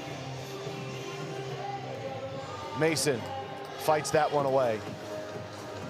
Firefighters could use a 2-out rally right here, and the guy at the plate can sure do it. Had an RBI single his first plate appearance. 342 average coming into the night. That one goes way foul. Look at those 2 in the background. Can still dance after some of the shots that have been lobbed their way. Good on them. That one right by Taj Porter, and Mason is off for first. That is a steal of first base, the second one we've seen tonight between both of these teams, and Logan Lacey is over at third, runners on the corners with 2 away. Oh boy, Darian McDowell's got a microphone in his hands. I wonder what he has. Zach, you have set the example for years, just so Noah can steal your spotlight.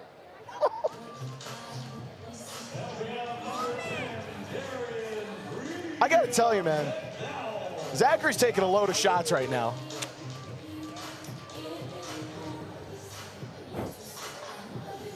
He's gotten the brunt end of this one.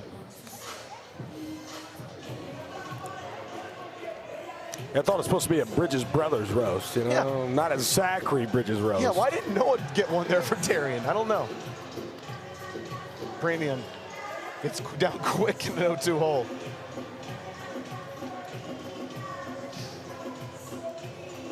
Runners on the corners, and they will be left right there. Matthew Fletcher, a strikeout to end the frame. Shabang! Fletch with a big-time ponche to conclude matters here in the 4th. And this ball game's all back knotted up at 2 points apiece. Firefighters and Texas Tailgaters have a lot of nip and tuck battles in them. And they do again here tonight. And it's time for the sheet race. Sheet race. Let's meet our competitors down here on the right field line. First, we've got the pink sheet, the blue sheet, the red sheet, and of course, the brown sheet. These sheets are going to race all the way around the infield. The first one across the finish line will be the winner. Sheet is about to get real. Charlotte, count me down. We're going in 3, 2, 1, go. The best promo in all of Tailgater land. It's the bull sheet race. Pink, who was taken out last week, is in a big-time lead. Blue lacking, red behind. Here comes Brown. Where's the bull? There is no bull. Pink, way out front. Where art thou, bull? He's not here. Pink, how dare you? Winning in a landslide. Well, boy. Where's the bull, Zach? No clue. Never saw him. Why? Maybe in Durham. Durham Bulls? Bull Durham. Bull Durham? Yep. Top what baseball movie of all time? You said top 1. Top what? Oh, top what? What is your top what baseball movie of all time? I'd say top, I think top 3. Moneyball's at the top of the list, number 1. Maybe Major League, number 2, just above it. Great comment. Maybe the bull is being roasted. And you can mean that very ambiguously right now. That's good. Taylor Justice, broken bat special, and it will land for a single. That dude has been on base all 3 times tonight. 8 plate appearances on the weekend. Excuse me. Now, 9 plate appearances on the weekend for Taylor Justice. He has reached in all but 1 of them. There is who I think is usually the bull, who now has a broken bat that died a hero in Brett Allen. Jared Donaldson had 5 straight strikeouts in his first appearance in this one. And then Kyle Martin, 3-run blast to change up the trajectory. And now Jose Brother Gonzalez quickly down 0-2. Right back up the gut. Peanut through the legs. Tyner over to first, and it's a double trick play. Firefighters have 10 on the night. Mason Maxwell saves it at the end, and they are way out in front in that equalizer point battle. Yeah, 10-1. If you told us that was a trick play out on top of the 5th, you'd easily thought it was the Tailgaters, not the Firefighters. As now it's the Dunkin' Donut batter of the game, Mac Danford. He's 0 for 1 tonight, as he did not have his second plate appearance. That was Jason Arndt, who struck out here in the 7th hole. By the way, that was our first trick play we've seen from either team since the 2nd inning. There have been some opportunities. None completed till right there.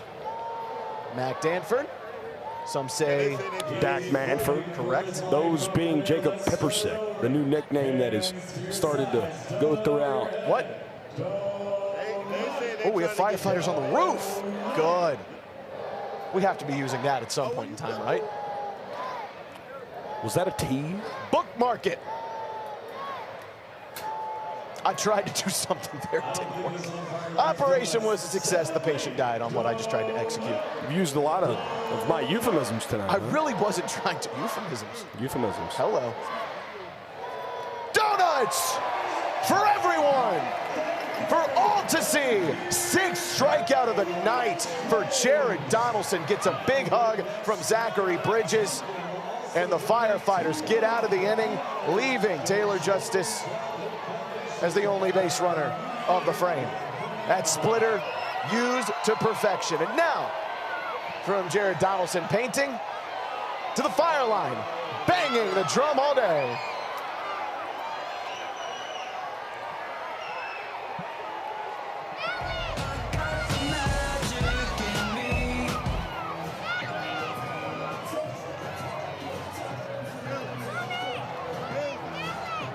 Ladies and gentlemen, please welcome back to the field, the Fire Line.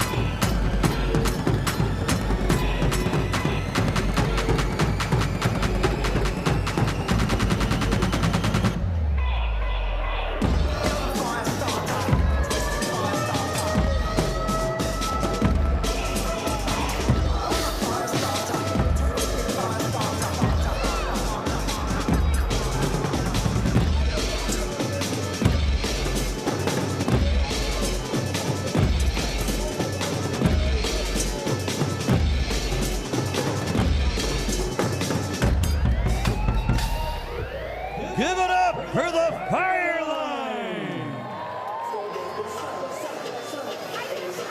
Brett Loftus, have you ever played the drums? I did last weekend in Corpus Christi, Texas, at our pregame stage show. That's right. I've seen the video from you. So did Instagram. It was on my Instagram story. Jason Arndt made me, didn't ask me, told me, made me play the drums. I can't quite play them like the guys in the Fire Line, And I can't quite play second base the same way that Jonathan Sunshine Looters can. How are you, my friend? Brett Loftus, you already know this. It is so good to hear your voice. You know what I'm saying? Hey, man, I gotta ask you the obvious here. I mean, America's wondering it tonight. One trick play? One trick play? That's all you got is one trick play? Talk to me, Sonny. Yeah, it's an interesting game so far. Not only a trick play game. And obviously the game's still 2-2. It's tied, but we've had a few opportunities, but definitely not enough. But it happened. But happy for us coconuts and keep on going. Keep doing our thing. Talk to me, Sonny, on a much more macro banana ball level. How hard is it to get in that trick play routine? You know, we've seen you guys this year get in a groove. How hard is it to not get in that groove when you have such a lack of opportunities? Yeah, I mean, we're a really good team in terms of the guys that have the infield and outfield. We do a really good job at when we give opportunities, we're going to do them. And we did a few tonight, and we just didn't get the outs, and we're going to keep doing it. We're very confident in that, and I think it's more about just getting opportunities and being more consistent and getting in the right groove. That makes sense. Sunshine, I'm going to tell something between me, you, and God, because I know you can hold water. Can you do that? Oh, yeah. Kyle Martin has already hit 2 home runs tonight. Wait, say again, sorry? I left my receiver thing here off my belt. Kyle Martin has already hit 2 home runs tonight. Oh, yes, he has. He has 6 RBI. Okay. That is tied a single-game banana ball record with those 6 RBI. Wow. Don't tell him I told you that. How special is it to be playing on the same team as that guy? Kyle Martin is an incredible banana ball player and an even better human being. He is awesome. So excited to see the field. Oh! And a hit by pitch on a full count there. So Armando goes down to first. Hey, clutch. That's your 5. See the replay here? Oh, did we? Hey. Right in the middle of the I'm shoulder. going to tell you a secret, team, me and you and God. Talk to me, Sonny. All right, hold on, watch this pitch. Oh, come on. Hey, get ready to get him there in second, Sonny. He was ready. All right. All right, you ready? What's your secret? So the secret is J5 and I have a handshake, and we did not do it for some reason this time because I was rushed out getting with the mic'd up. So that is on me. I take full responsibility, but you won't tell anyone that. You guys can roll 2 here and then do the handshake after. Yeah. I'll tell them that. Hey, let's roll it, then do it. All right, here we go. I seen a head nod from Fiverr there. There we go. He does what's up.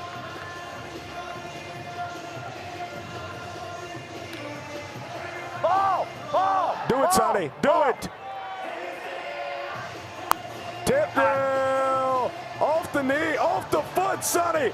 Into the cowboy hat. Oh my gosh! I'm sorry. Book it. One of the best trick plays we've ever seen. Can you hear me still? Yes. Sorry about that. I lost everything there. Give me the bucket, Sonny. Bucket. Wow. Hold on, we got one guy. Hold on, I'm really in a tough situation here with the mic. Oh, man. That's all right. That's another secret just between me, you, and God, Sonny. Dude, are you seeing this right now? Do you see this? That was incredible. How long have you been practicing that? I know the answer, but tell me, America. Probably a few months. I made a video recently on Instagram talking about how to be able to do a trick play, practice it, get it down in practice, have the confidence doing the game and doing the right situation like that was. Now no runners could advance there. It takes a long time. And happened that one in College Station in Nova Soda, right here. It's something that you've taken from your childhood. Oh. You're a big-time soccer fan. Yeah, thank you for that lead there. I played soccer when I was in high school. I love soccer. And for the FIFA World Cup coming up, I'm just going to do as many soccer trick plays as I can because, man, there's a lot of soccer fans that don't know about banana ball. Oh, JB! Is he a foul ball? No. No, that's an infield single. Hey, I'm going to give Noah Bridges the other ear real quick if I can. Yes. Hello? Real quick. Say hello to Zach and Brett. What's up, Zach and Brett? Can you hear me? Yeah, man. Love you. So the ear is not what you're speaking through. It's actually that little thing on your jersey, Sunshine. I'm in a blender So the microphone is on you. You know, this isn't your first time getting mic'd up. We're just trying to learn you the equipment here. Well, you know, I gotta focus on play. What's that? We gotta turn it, absolutely. I gotta turn double play here, so. You do? My bad about that. Can we get that triple trick play double play? That'd be sweet, right? If you could, so offer my request. Here we go. Oh, ball! Sonny, another one. Ball. Bucket! 4 trick plays in the inning. 2 of them from Sonny, 2 of them from the captain, Jordan Hussein. Wow. And all the receiver fell out of that thing now. Oh my gosh. We are in an absolute blender when it comes to the technical difficulties, but we're making it work over here, boys. Sunshine, the best trick play artist in the land, but maybe not the best with audio equipment. Now. Sunshine, another one. Go get it, Sunshine, go get it. Tap drill, bucket, and a 5 trick play inning with Banana Ball's leader in trick plays on the microphone. Wow. Boys, that was quite the adventure. That was about the most adventurous play tip session I've ever had. You guys rock. I love you guys. I love you more. Love you.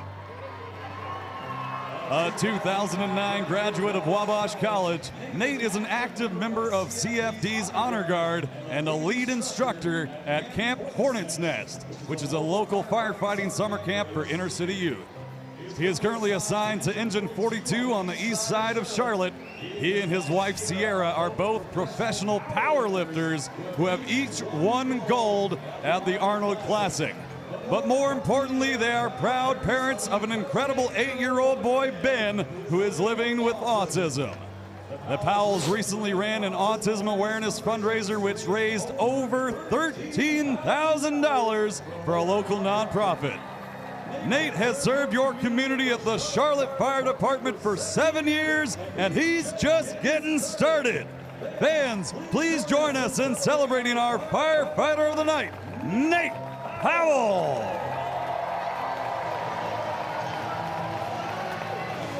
Always one of the best parts of a night with the firefighters. Saluting our firefighter of the night.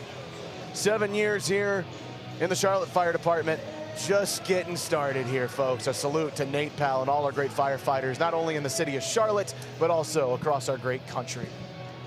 Jared Donaldson back on the mound. Eric Jones Jr. is now into the game as his catcher. And what you've seen is an absolute loaded banana ball game. Oh my gosh, we have had 19 combined hits, and we have had 14 combined runs, and Taj Porter has something for us. Is that Florida Georgia Line? Is that Zach Watson's vehicle? Where's Taj?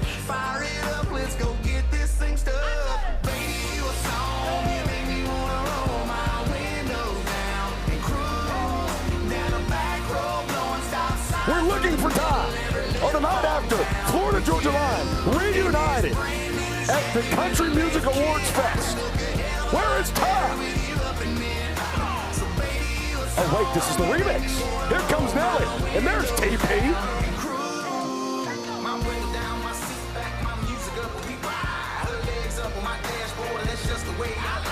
Hey country girl, this country boy, like everything about you. Don't change a thing, no way, you stay the same, I got you. I like all that, head to toe, you all that. Tell old boy he call back, send a text, say fall back. Cause I can see you got a thing for the fast life. So come on shorty, let me show you what the fast life. Whipping across the border, Florida into Georgia. Cause baby you a song and you make me wanna roll my.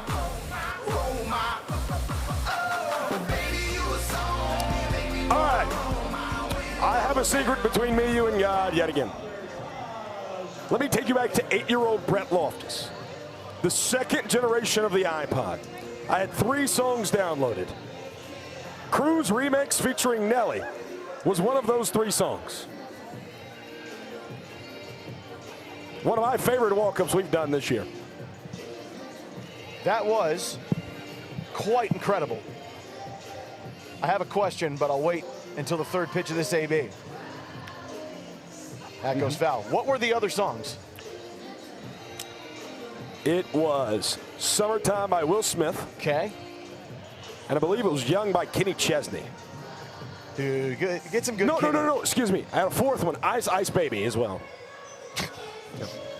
Sure. Taj Staying Alive. That was not a song on Brett Loftus' iPod. What? Staying Alive, Bee Gees? I have it downloaded on my current iPhone. Current. But not that one. Man, Taj Porter. What was your favorite song at 8 years old? At 8 years old? Yeah. A Beer for My Horses, man. Toby Keith. God rest his soul. Shout out. That one leans foul. Taj keeping this one going. Donnie peaking above 50 pitches now tonight. That was his 53rd. In what's been, outside of one swing from Kyle Martin, really good stuff on Donnie Day. Taj, goodness gracious. Pro AB from TP. All right, he's tipping his pitch here.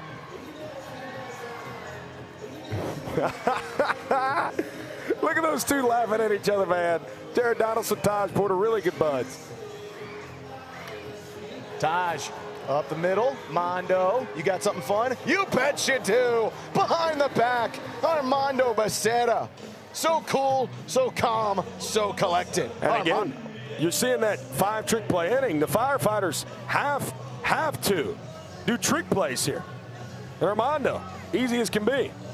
For a good portion of this game, they've been up 10-1, 8-1 in the trick play battle, and then boom, just like that, an explosion for the Texas Tailgaters in that last half inning. Indiana Stanley. Man, how could you mistake that Indiana Jones music playing over the speakers right now as Donnie hunts the zone. Good. South Tremble, big hat. Indy. Foul. But that was hit to the apartments across the street. Bo the Beavers hat, by the way. South Tremble's wearing. Where's Bo? That's what I want to know. Where is Bo? Does Bo know Banana Ball? Bo knows. Hope you at home know too. Oh, that one goes off high off Indy Stanley. Indy, do the thing! Indy, do the thing!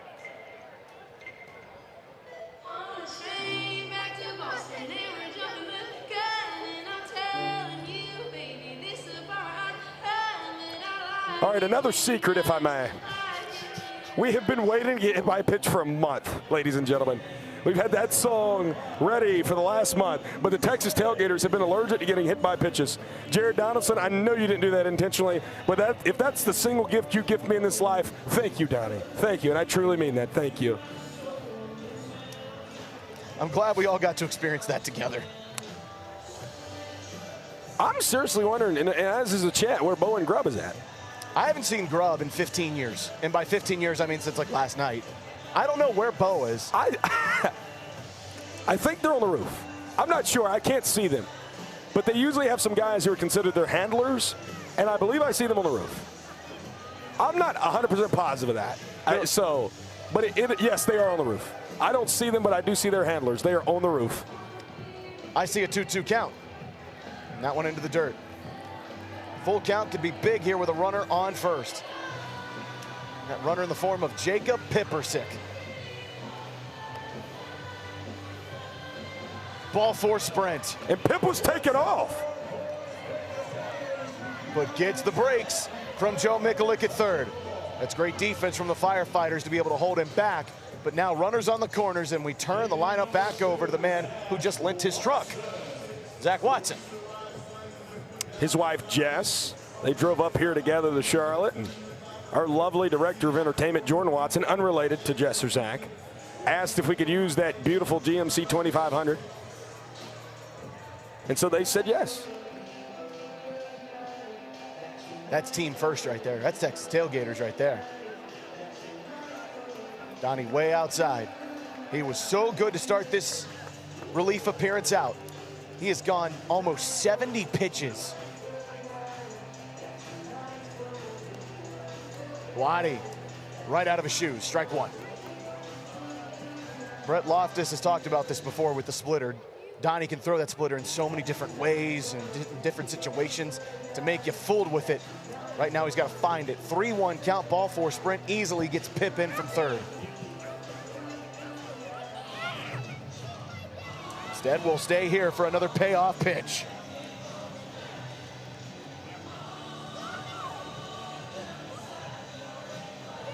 Ball 4 sprint. That'll bring in a run for the Gators. Waddy at first. Jordan Hussein at third. Now another guy who's been knocking the cover off the banana ball tonight, Nick Lopez. I mean, back-to-back sprints against a guy who's looked unhittable outside of one at-bat tonight. And now Lopey, who's 2 for 3. as the unction awaits on deck. Lope, opposite side. Is it foul? Yes, it is. And truth be told, would have been an incredible play for Logan Lacey to make. That's not a ball he wants to catch. Because if he makes that play over the shoulder in foul territory, Jordan Hussein is easily going to be able to tag up from third and score. That's a shot right by Mason Maxwell. That'll bring in the second run of the inning. It'll move Zach Watson up to second base, Nick Lopez to first, and Kyle Martin, 2 home runs on the night, is going to step in, and that is all she wrote for Jared Donaldson. Yeah, Kmart, he's been special this evening. 2-run shot that came in the first inning, Oppo Taco. Then he had a sac fly and an RBI in his next plate appearance. His third plate appearance tonight was this, a 3-run homer. That is 6 RBIs, not 5, but 6 runs batted in this evening. That is tied a single-game banana ball record. So if he can drive in Zach Watson at second, that will be a new banana ball single-game record and runs batted in. And if he can hit a home run here, he will become just the 4th banana baller ever to hit 3 home runs in a single banana ball game, and he can tie Jake Scholl's single-season record with 15 home runs. 4 players in the sport have ever had 6 RBI in a game. Make it 5 now with Kyle Martin. He joins Bryson Bloomer, Andy Cosgrove, Peanut, and Jackie Bradley Jr. That's mighty good company for Kmart to be a part of here in banana ball. But perhaps he might make company of his own with one swing. Zach Phillips is the new pitcher in for the Firefighters, replacing Jared Donaldson. Into right field, base knock! And that's down the line. Here comes Waddy home. And Kyle Martin has more RBI in this game than any player has ever had in a banana ball game, with 7 runs batted in. Blue light specials all night at Kmart.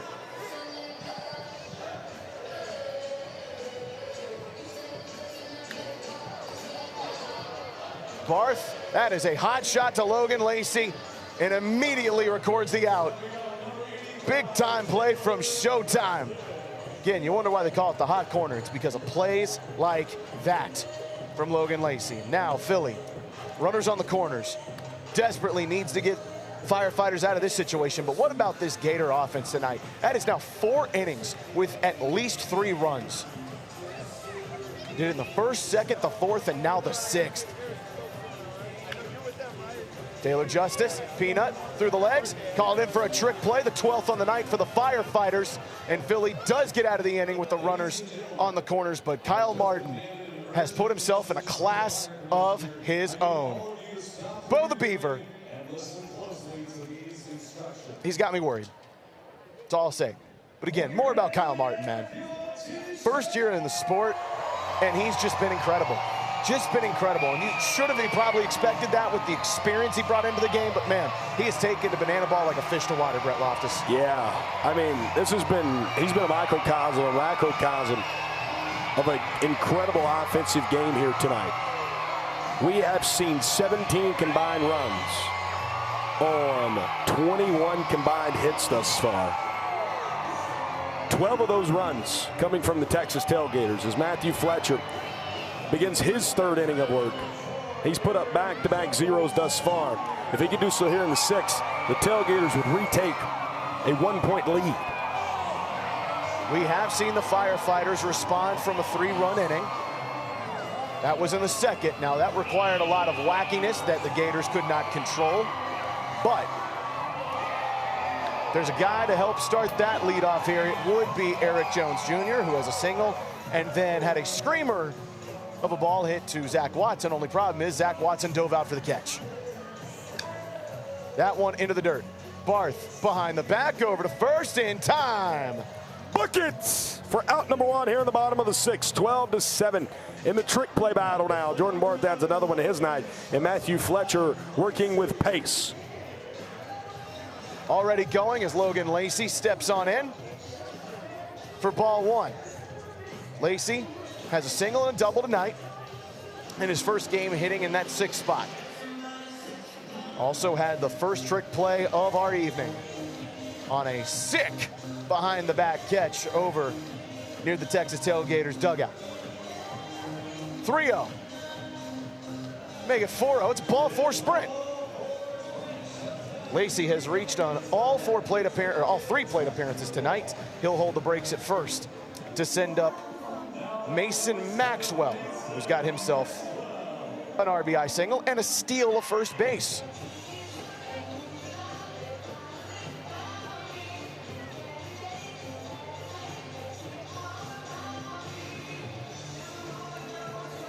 Outside.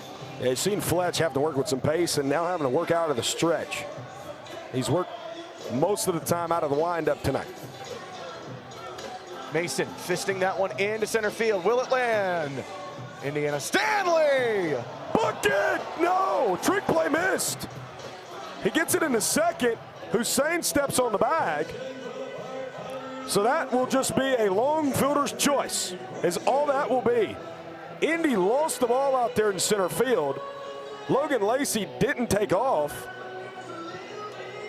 They're keeping Lacey at first. Watson chasing it back, lost it for a moment, catches it right back up to it. Backflip! Whoa! Have a night! Zach Watson, shebang yet again for Fletch. And the boys in blue and orange lead it 3-2. Wow! Da-da-da! Da-da-da!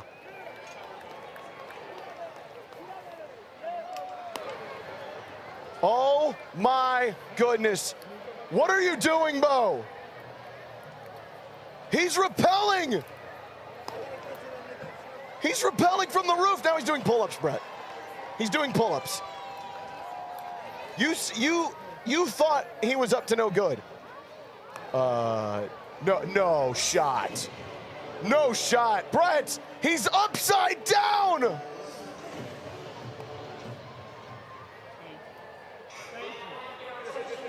Bo the Beaver is out of his mind. This is psychotic what he's doing. Upside down as we roll through Neon. Officially, by the way, 9 trick plays for the Texas Tailgaters now. Indy was given a trick play on that play, and it was said to be lost on the transfer. So 2 trick plays there in that inning. 3 trick plays for the Texas Tailgaters in that inning. Zach Phillips now working with pace. Of course, that fits right in with what that guy does. Bo the Beaver repelling. Brother down the line, but foul to Andrew Bartman. Philly, the MPI king from last year, along with Ben Dumm. 3 minutes and 12 seconds. Boy, that is a sick little bender. And now they're teammates. Brother, ball 4 sprint. And once again, the Firefighters have gotten the advantage early in the trick play column, but the Texas Tailgaters, the offense and the approach at the plate has just been as precise and as perfect as you could get, as Bo the Beaver is now in the seats.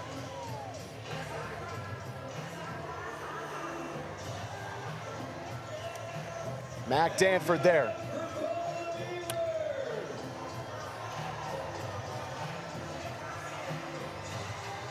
(12-9) in the trick play category.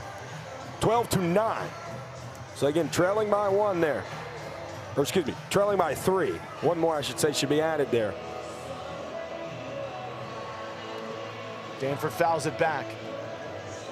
Got a cool story from Zach Phillips earlier today. A fan made him the arm sleeve that you see him wearing on his pitching arm that has his wife's name at the bottom of it. She's currently battling cancer, as that one goes right back up the middle from Mac Danford, a base knock. Runners move up from station to station. But Philly, you could tell how much that meant to him.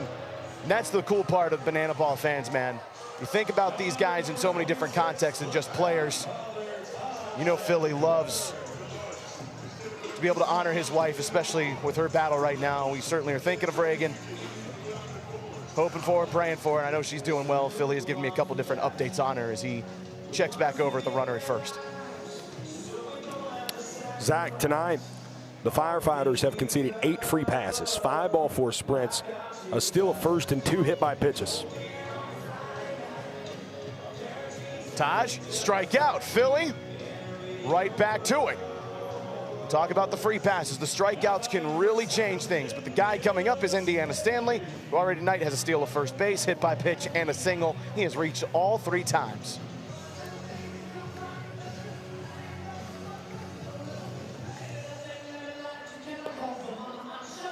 Firefighters need a clean inning. They probably, nope, they are not going to get it. That is into the corner. Here comes brother. Here comes back Danford. Throw to the plate is in time.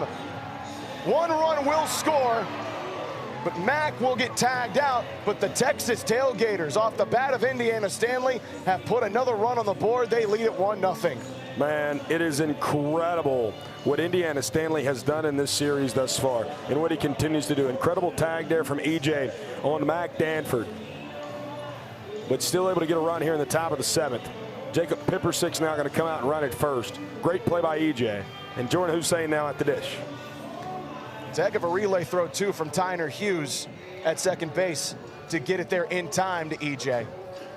Mondo had to chase that all the way into the corner of center field. Darian McDowell, shallow and right. They are going to send him to EJ. Not accurate. Jordan Hussein. Dude just keeps hitting. Cap's hitting over 300. And another RBI base hit for him on the weekend. Every time the Texas Tailgaters have scored tonight, they have turned that inning into a crooked number.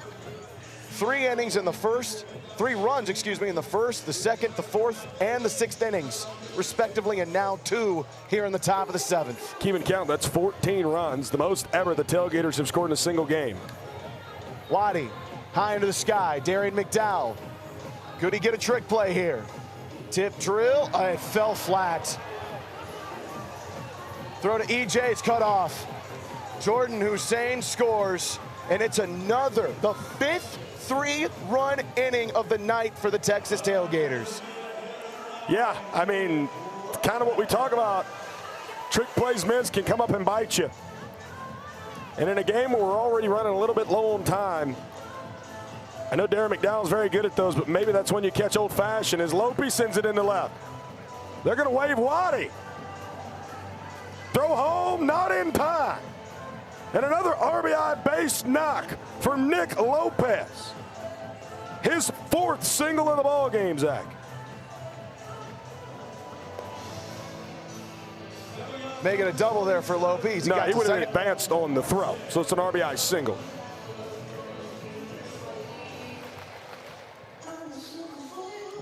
Now Kyle Martin. Can he join history here, Zach? 7 RBI already. The most ever in a single banana ball game. 2 home runs already. Right back up the chute. Make it 8 RBI for him. Mondo has some trouble with it in center field. Lope around to score. And the inning has really gone the way of the Texas Tailgaters. Marshall Schill's going to come in to replace Philly. Wow, this is one of those innings where you look up and you mentioned it. Already 4 different times have the Tailgaters put up a 3 spot, and now a 5 spot here in the top of the 7th. The clock at 23 minutes here in the top of the 7th, far from ideal as well. Just to keep it in the front of our minds here, 17 runs for the Tailgaters tonight, and the most ever was the Firefighters when they scored 22 runs in Montgomery earlier this year. High into the sky goes Jordan Barth. Everybody racing in. Does someone call it? Logan Lacey does, and finally ends the inning, but not before 5 runs come across for the Texas Tailgaters, already leading the game 3-2. They now go onto the defensive side with an opportunity to potentially equalize the trick play battle up in a game where the speed really has to get going. And they call on their 11th round pick, Jimmy Lewis, to come in and throw. Another world's fastest inning here for the Texas Tailgaters and the Firefighters. Jimmy Lewis trying to come out and earn just his 3rd point of the year. See the season for Jimmy thus far. It's been ball 4 sprints have been the biggest issue for him. But with a 5-run cushion, calling upon Jimmy to come in and get 3 outs and keep it moving here. But there's a dog, I tell you, in right field. Potentially a Dalmatian even. What could be coming? Armando Becerra's in the batter's box, but he has no bat. Where's the bat? Oh! Brett Loftus, look who it is. It's not just Chief. It's the Bat Dog.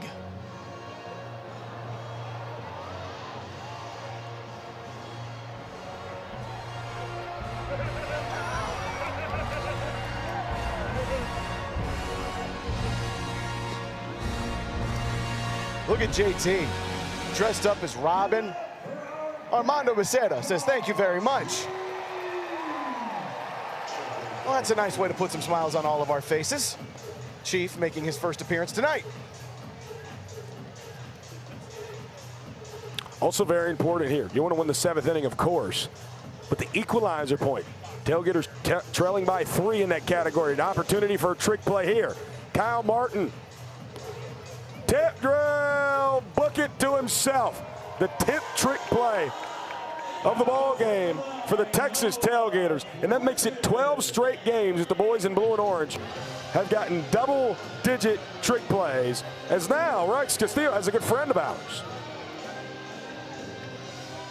On the field, but he's also refined some other skills, so now I'd like to introduce you to media intern Ron Franklin Jr. What we got, bro? I'm ready. I want you to go ahead and talk to our guys in the booth. All right, I got you. Hey, what's big dogs?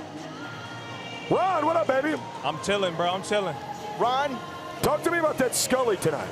The Scully? Yeah. So I did a academy event the other day when we got here on, I want to say, that was Wednesday we got here, right? Mm-hmm. Yeah, Wednesday I did a academy event, and then I'm like, man, I might as well rock the Scully today. So I've been seeing some of my teammates with it on. I'm like, yeah, bro, that's swag. So I'm gonna put some on. Hey, I need you to do something for me. What you got? That new body armor towel that they've been blessing us with. Show us that. They got it for both teams this weekend. I got you. Hold up. It's around my around your neck. Yeah. Hold up. Look at it. What y'all think about that? I like it. You feel me? You feel me? Shout out to Body Armor, y'all. Shout out to Body Armor. Shout out to Body Armor. Shout out to Noah Bridges trying to get a 2-base ball for a sprint, and he will slide in safely. Safe. Stop playing with him. That's a gazelle right there, by the way. It's a gazelle? Yep. Like to hear that. Ron, another guy who's injured right now, Travis Munoz, watching the show tonight. Yeah. I want to know, when are you two dropping some more music? Soon, bro. Every time me and Travis go to the weight room, because he's always in there working out. Every time I'm working out, doing my rehab and stuff. We always say we're going to do something. We just never got the chance to do it yet, but it's coming soon. Word on the street, you put on 30 pounds of muscles. Can you confirm or deny that, Ron? No, I wouldn't say it's 30, bro, but like I'm getting a little thick, man. I ain't gonna lie, I am. I saw you working out in the gym earlier this week, and I said you did look good. You did look good. I appreciate you, bro. Thank you so much. Hey, how did it feel to get in the first run celly in quite some time? Oh, bro, I was excited. I ain't gonna lie, because I've been working on that little dance, the little bend dance. Yep. I've been working on that for a good little bit, and I finally got the chance to do it. And I did it, with my teammates. I seen you work on that at least 7 times today, Ron. I just spazzed that dance now. I ain't gonna lie. I like. Can you do it again for us? I mean, why not? I got you. You ready? Hold up. Let me put the towel down for you. You ready? Back up a little bit. Yep. Hey, that's the bend. That's the bend right there. That's just a Dougie, Ron. That's all that is. Nah. It's a. Oh yeah. Low key though. It's like the backwards Dougie. Low key if you think about it. Like hearing that. Jordan Barth, well, that's a heck of a play over at third base, and it goes by Taylor Justice. Run will score. Tyner on his way to second. Jordan Barth will save it from going into left field. Did you see J5 right there? Didn't even go for the ball, bro. He faked me out. Yeah, I'm not gonna lie. He also faked me out, Ron.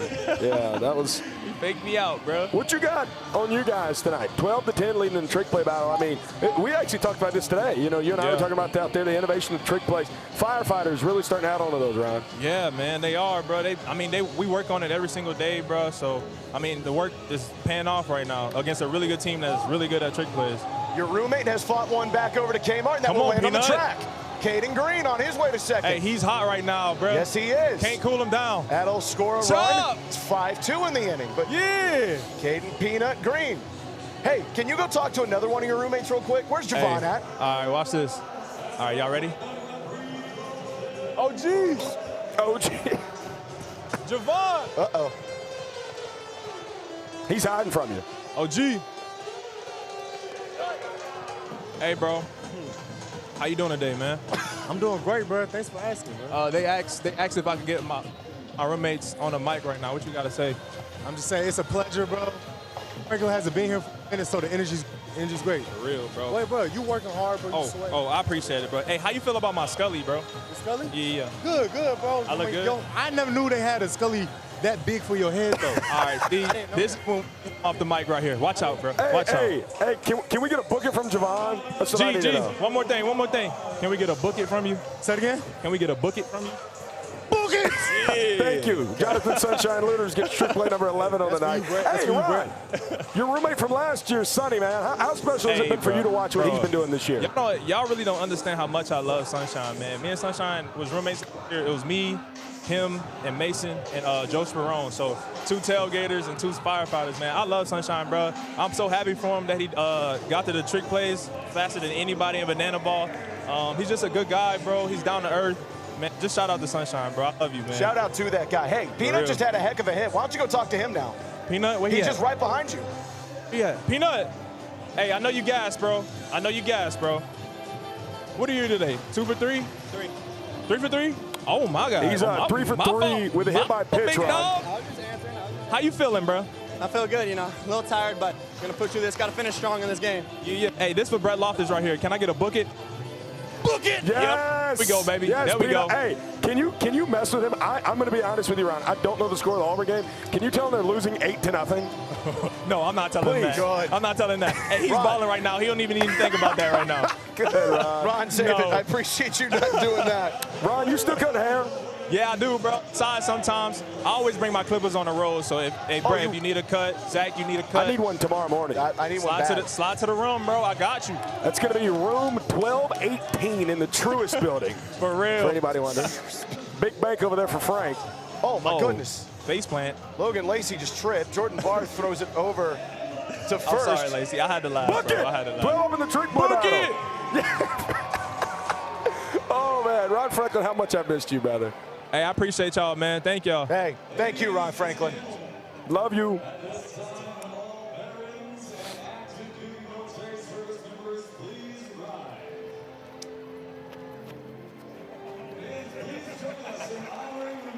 Charlotte, North Carolina, Zach Staten. 4-2 ball game. Tailgaters lead it 12 up in the trick play battle. And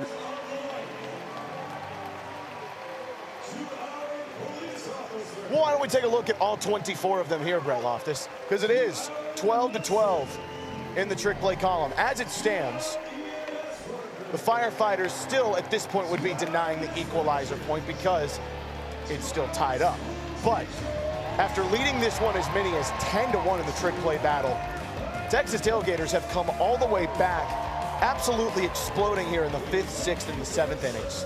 yeah, I mean, this is about as much as a repeat of last night you can get. I mean, winning the first inning, losing the 2nd and 3rd innings, and now have won the 5th, 6th, and 7th innings. I mean, this has been incredible stuff out of the boys in blue and orange. And it's, like we said, 12 trick plays apiece here for the Tailgaters and the Firefighters, and now a 2-point lead. Marshall Schill will remain in as the Firefighters pitcher. Again, a day one guy here in our fire station of the Banana Land. Will go up against Taylor Justice, who is 1 for 2 tonight with 2 ball 4 sprints.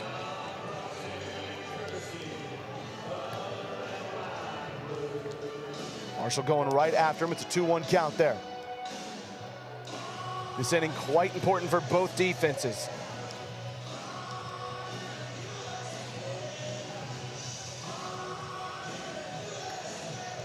That is a strike. We'll work at full count. Just a little over 13 minutes on the clock as we enter this 8th inning. The speed here is going to be important. That's a ball 4 sprint. Marshall didn't like it, doesn't matter. That's a 3rd one tonight earned by Taylor Justice. You want to talk about records? The Banana Ball single game record for ball 4 sprints is 4 in a game. See if Taylor Justice has an opportunity to get that 4th. He's already with 3 now. A guy who has 1, Jose Brother Gonzalez. Swings at strike 1. Firefighters won innings 2 and 3 and did not score again until that 7th inning where they put 3 up on the board. But 5 in the top of the 7th, good enough to make it not matter. His brother fouls it up here. About 17 feet to our left. Would you catch a foul ball if the Firefighters hit one up here? If the Firefighters hit one up here, probably not. Peanut will catch up to that one. Tiny, under the legs. Did he get it in time? No. So they count the out at second. But not a trick play. Correct. They would have had a trick play with Tyner to first, but not in time. So an out, but not a trick play there for the Firefighters. And by the way, it's not like Caden had much of an opportunity there. Fan challenge. But on that view right there, I think brother pretty easily beat that one. We'll find out here. Eric Byram, our home plate umpire, going over to the monitor. Important to note, clock does not stop during challenges. And we're already obviously watching it tonight. Tailgaters are the only team in Banana Ball thus far to make it to all 9 innings. And I think that's one that they can probably look at twice and safely confirm the call on the field. Out at second's clear. Bang, bang. Yeah, brother's foot's on the bag before the ball hits the mitt. This is going to tell us everything we need to know right here. Yeah, you can still see yellow. That's a good angle, too. Yeah, let's see it here. Let's find out together. If we go a little bit slower there, that's going to be the angle. If we could go a little bit slower on that last angle. Let's pull it back just a hair. Here we go. Yeah, he's safe. Yep. Man, our wonderful, wonderful, wonderful control room back at Savannah led under the tutelage of Chris Haynes tonight. Great looks. They called him out. Out at first base. Okay, so now batting number 11, Mac the spillage here. Danford. That goes down as a trick play now for Tyner Hughes. Makes it 13-12 in the trick play battle. And more importantly, it's 2 outs. Wow. We have seen some very questionable calls here tonight, Zach Staten. That one is, I'm surprised. I'm surprised. But now Mac Danford. I was about to say, do you just dare strike out? Give yourself an opportunity at trick plays in the bottom half. Marshall Schill will take it. He'll Dougie off the field. But now the Firefighters lead at 13-12 going into the bottom of the 8th. And I think it's imperative here. You got to find a way to walk it off. As Kaz Egan's down on the field, we'll lean on me and lean on you together. Always lean on the Firefighters here in Banana Ball.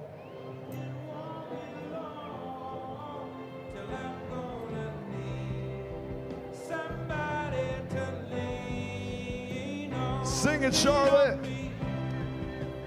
When you're not strong, and I'll be your friend.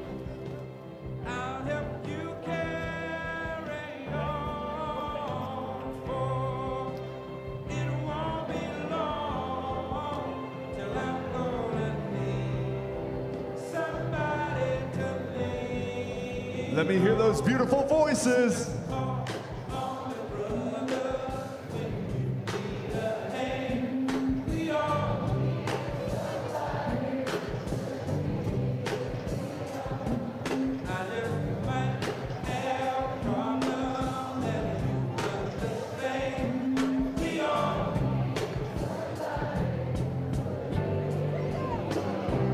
Lean on me when you're not strong, and I'll be your friend. I'll help you carry on, for it won't be long till I'm gonna need some. You sound beautiful, Charlotte. Keep up the energy, and let's go Firefighters! What a beautiful sight to see here in Charlotte, North Carolina. The sun setting over the left field side, the skyline lit up in the right field side, and Zach Blankenship, oh Bam Bam on the bump. Yeah, man, it's been interesting to see his season. You know, last outing, maybe not what he wanted from Bam Bam, but before that, had a sub-3 ERA in his first 5 outings of the year. Very excited to see we can Bam Bam. He induces a lot of ground balls when he is in the zone. So if we can see Bam Bam in the zone here, get 1 ground ball, double trick play, that will win you the equalizer point. Already up 4 points to 2. The Tailgaters trail in the trick play battle, 13-12. And for the Firefighters, 7-8-9 here, Zach. It'll start with Mason Maxwell. Oh, he can go for first. He will go for first. That is the second steal of first base for Mason tonight. Okay, so now for the Firefighters, the inning-winning point is on base. You have yourself an opportunity. And now, tying himself with the guy at the plate, or not the guy at the plate, excuse me, the other D-Mac, Mason Maxwell's just the 6th player in Banana Ball history to steal first twice in the same game. He joins Malachi Flash the Kid Mitchell, D.R. Meadows, Dakota McFadden, Dan Oberst, and Jake Lynch. Mason Maxwell puts his name in the history books, one in which we've already seen Kyle Martin break the single-game RBI record. That very much could still go up here tonight. Swing and strike 3. Bam Bam gets premium to go down. That is the 3rd strikeout of the night for Darian McDowell. That's important. We got to go quickly here. While that is an out and puts you in a right place for the Tailgaters, you need that ground ball or maybe a lazy pop fly for a tip drill. Everything for the Firefighters has to be hit on the screws, essentially. Anything lazy and this thing is going the opposite way. There might it be. Barth chasing back. Barth, tip drill. There it is! Bucket, bucket! JB and Waddy win the Tailgaters the equalizer point with trick plays 13 and 14 on the night. As the Tailgaters take a 5-2 lead. And now for the Firefighters, it is almost not negotiable. You have to win this inning.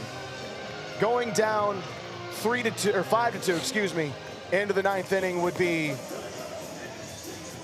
extremely difficult to come back from with what the Tailgaters have done here this weekend. The Firefighters led this game in trick plays 10-1, and the Tailgaters have come back to win the equalizer point. Noah leans out of the way. Has a strikeout and a single tonight. What a flip this game has seen.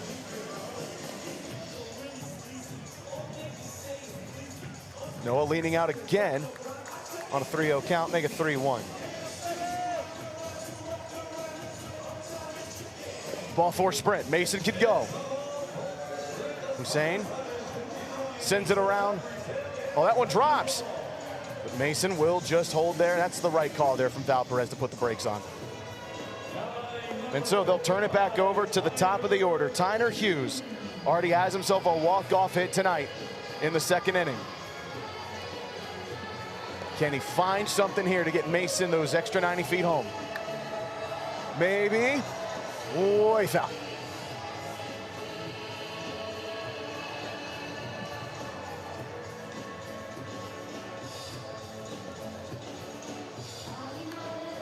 Lobs it up. Fans have a chance to get the Tailgaters a 9th inning. They won't. Quickly 0-2. Tyner's got to have it here. He won't. Zach Blankenship. Pass ball just in time. Make sure Tyner Hughes is out at first, and the Texas Tailgaters lead it 5-2. And bucket for TP. He got trick play number 15 as he went between the legs on the throw down to first. Kaz, he can tell us about the 9th inning. The score is now Tailgaters 5, Firefighters 2. But the Firefighters will not give up easy. You are going to witness them battle back so we can win this game. But the thing about Banana Ball is the final inning means the most, as every run scored counts as a point. Ladies and gentlemen, it all comes down to this. This is the final inning.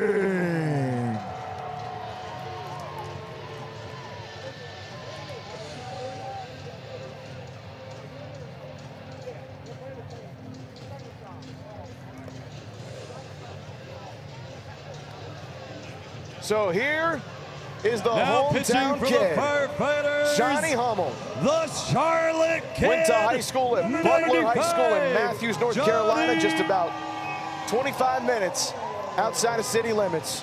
And this is not just a welcome home game as you see him in that old high school jersey. It's almost a love letter to the city where he was born and raised. His family is moving back up to Pennsylvania here in the next couple of months. So tonight and this weekend for Johnny is a welcome home and also a farewell to the city that he loves so very, very much. An electric closer for the Firefighters. He has got to get them into the 9th inning with a chance. But right now they're down 3-2, they're down 5-2, a 3-point deficit on a Texas Tailgater lineup that has hit just about everything they've seen for the majority of tonight. 17 runs as we start the 9th inning, 16 hits, and they come back from a 10-1 deficit in the trick play column to win the equalizer point. What an effort tonight by the Tailgaters. And it's 8, 9, and 10 of Taj Porter, Indiana Stanley, and Jordan Hussein. And I would assume, yes, I see a golden robe in the hole for Jordan Hussein, will be the golden batter. I wonder who it could be. Last couple times Johnny Hummel has been in this situation, not a showdown situation. That one fouled off the net, lands right back at Taj's feet. He gave up 3 runs and ultimately turned into 3 points in the 9th inning in Scranton, a game in which the Coconuts won. And then in the 9th inning of game 1 in Corpus Christi, Texas, gives up a home run to Indiana Stanley, and then Nick Lopez walked him off on an opposite field homer on just a sick play. Goes for that beautiful curveball. Taj won't offer, and it doesn't land. Full count.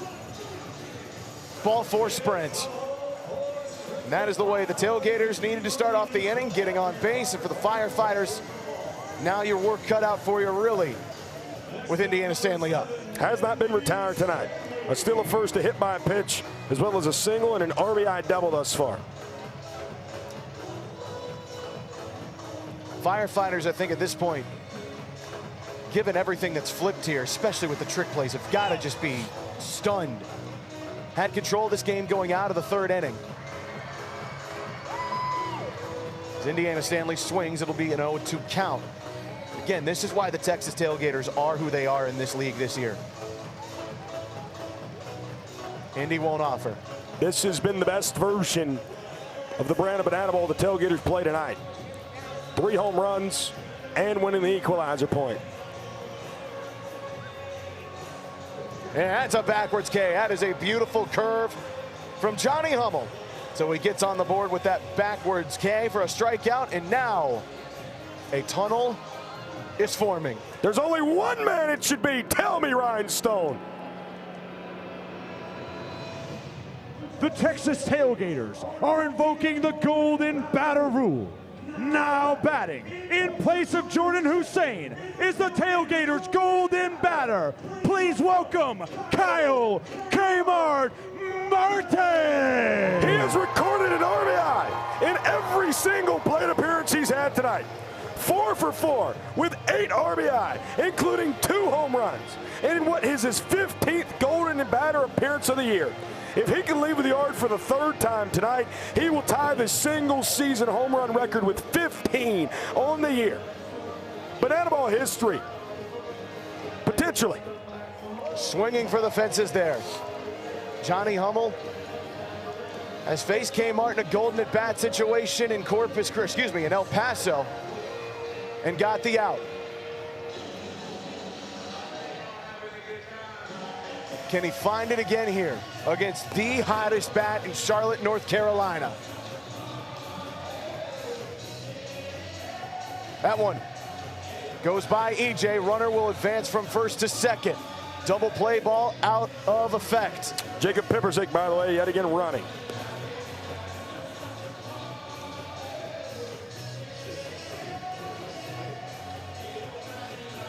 Trying to get Kmart to swing low, won't go for it.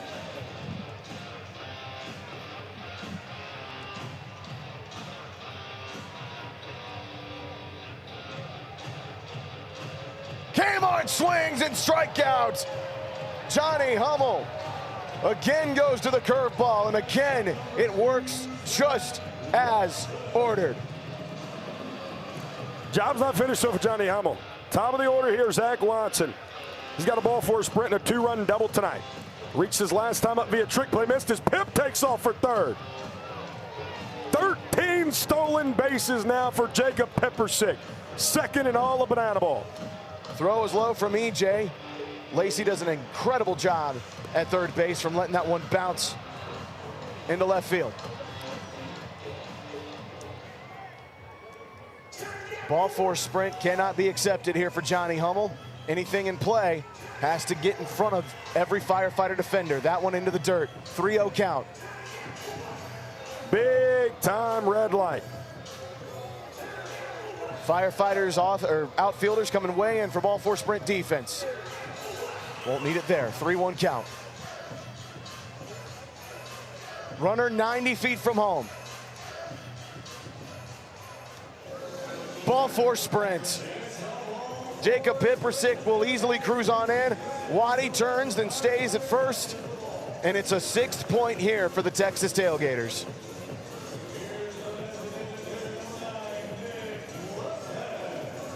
Waddy, man, special tonight.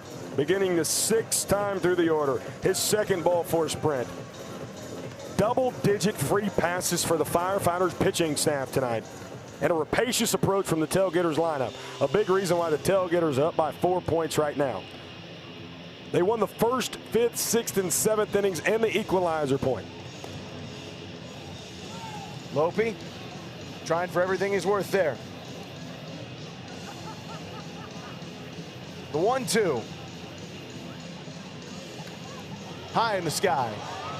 Leaning foul towards the fans, stays there. Logan Lacey will bring it in. 3rd out recorded, but the Texas Tailgaters have given themselves another just added insurance point to make it 6-2, and the Firefighters are gonna have an all-time inning to kind of either this one to showdowns or to find a way to walk it off.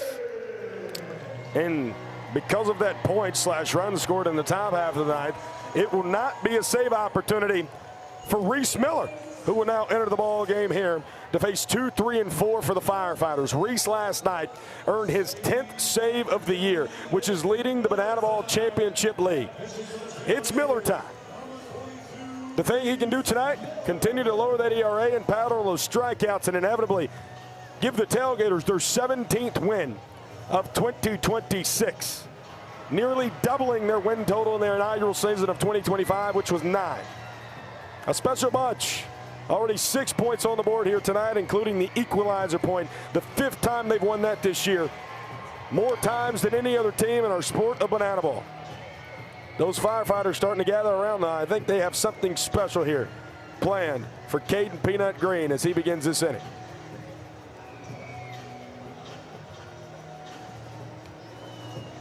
Reese Miller will face the 2-3-4 just like he did last night in the 9th inning. Be Caden Green, Dalton Cornett, and then tonight it'll be Lamar Sparks, not Logan Lacey in that 4 spots. Let's hear Sam Tenez sing. Sam Tenez.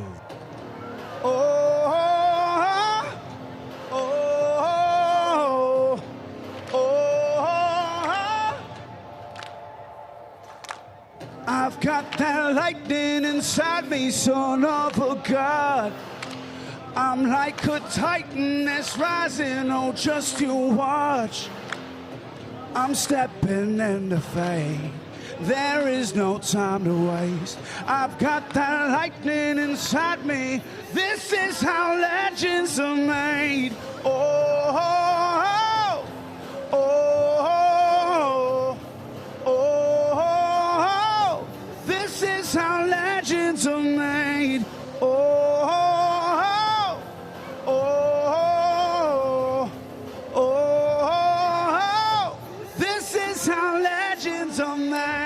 Legends have been made. Reese Miller standing shoulder to shoulder with Sam Tenez out there on the bump. If the Firefighters win tonight here, it'll be because of a legendary performance in this 9th inning. They have put up 5 points in a 9th inning before. That was against the Loco Beach Coconuts in Game 2 in Wichita, a game they did not win. If they want to win tonight, they need 5 points.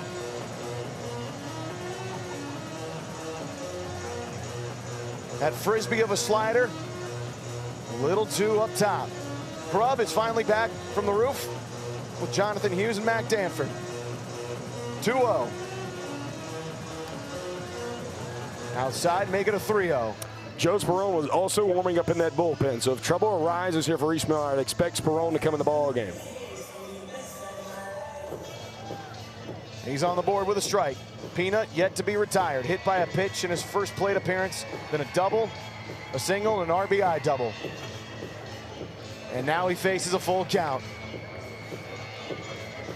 Firefighters need every batter to be productive right here. Right back up the middle, base knock. And that's how you start it.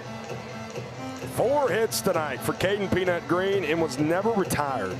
In a game where Kyle Martin has obviously shined the brightest in the offensive stats, Peanut has quietly had one of the best games of what is an MVP contention year for him.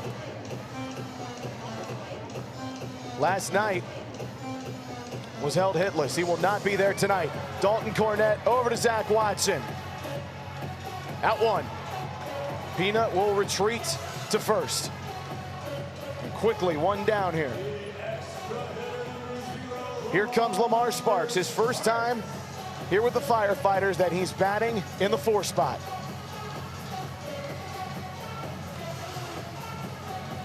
A guy with power that got him drafted in the 5th round by the Baltimore Orioles in 2017.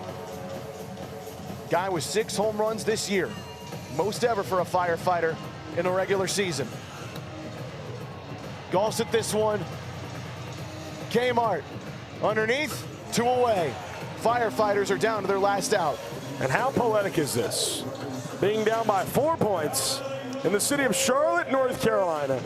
It's the kid that went to high school 15 minutes from Truist Field at the dish, Eric Jones Jr. EJ tonight got himself a single in his first plate appearance. Another hit will help extend it. Reese Miller finding the outside part of the black. 2 for 4 night for the Charlotte native.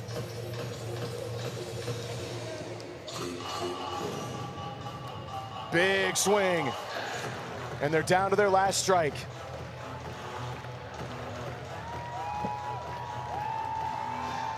An incredible performance from the Texas Tailgaters. Chopped, sunshine, a trick play for the love of the game, and the Texas Tailgaters have won their 17th game in 2026. Bucket! We do trick plays in the 9th. 6-2 winners.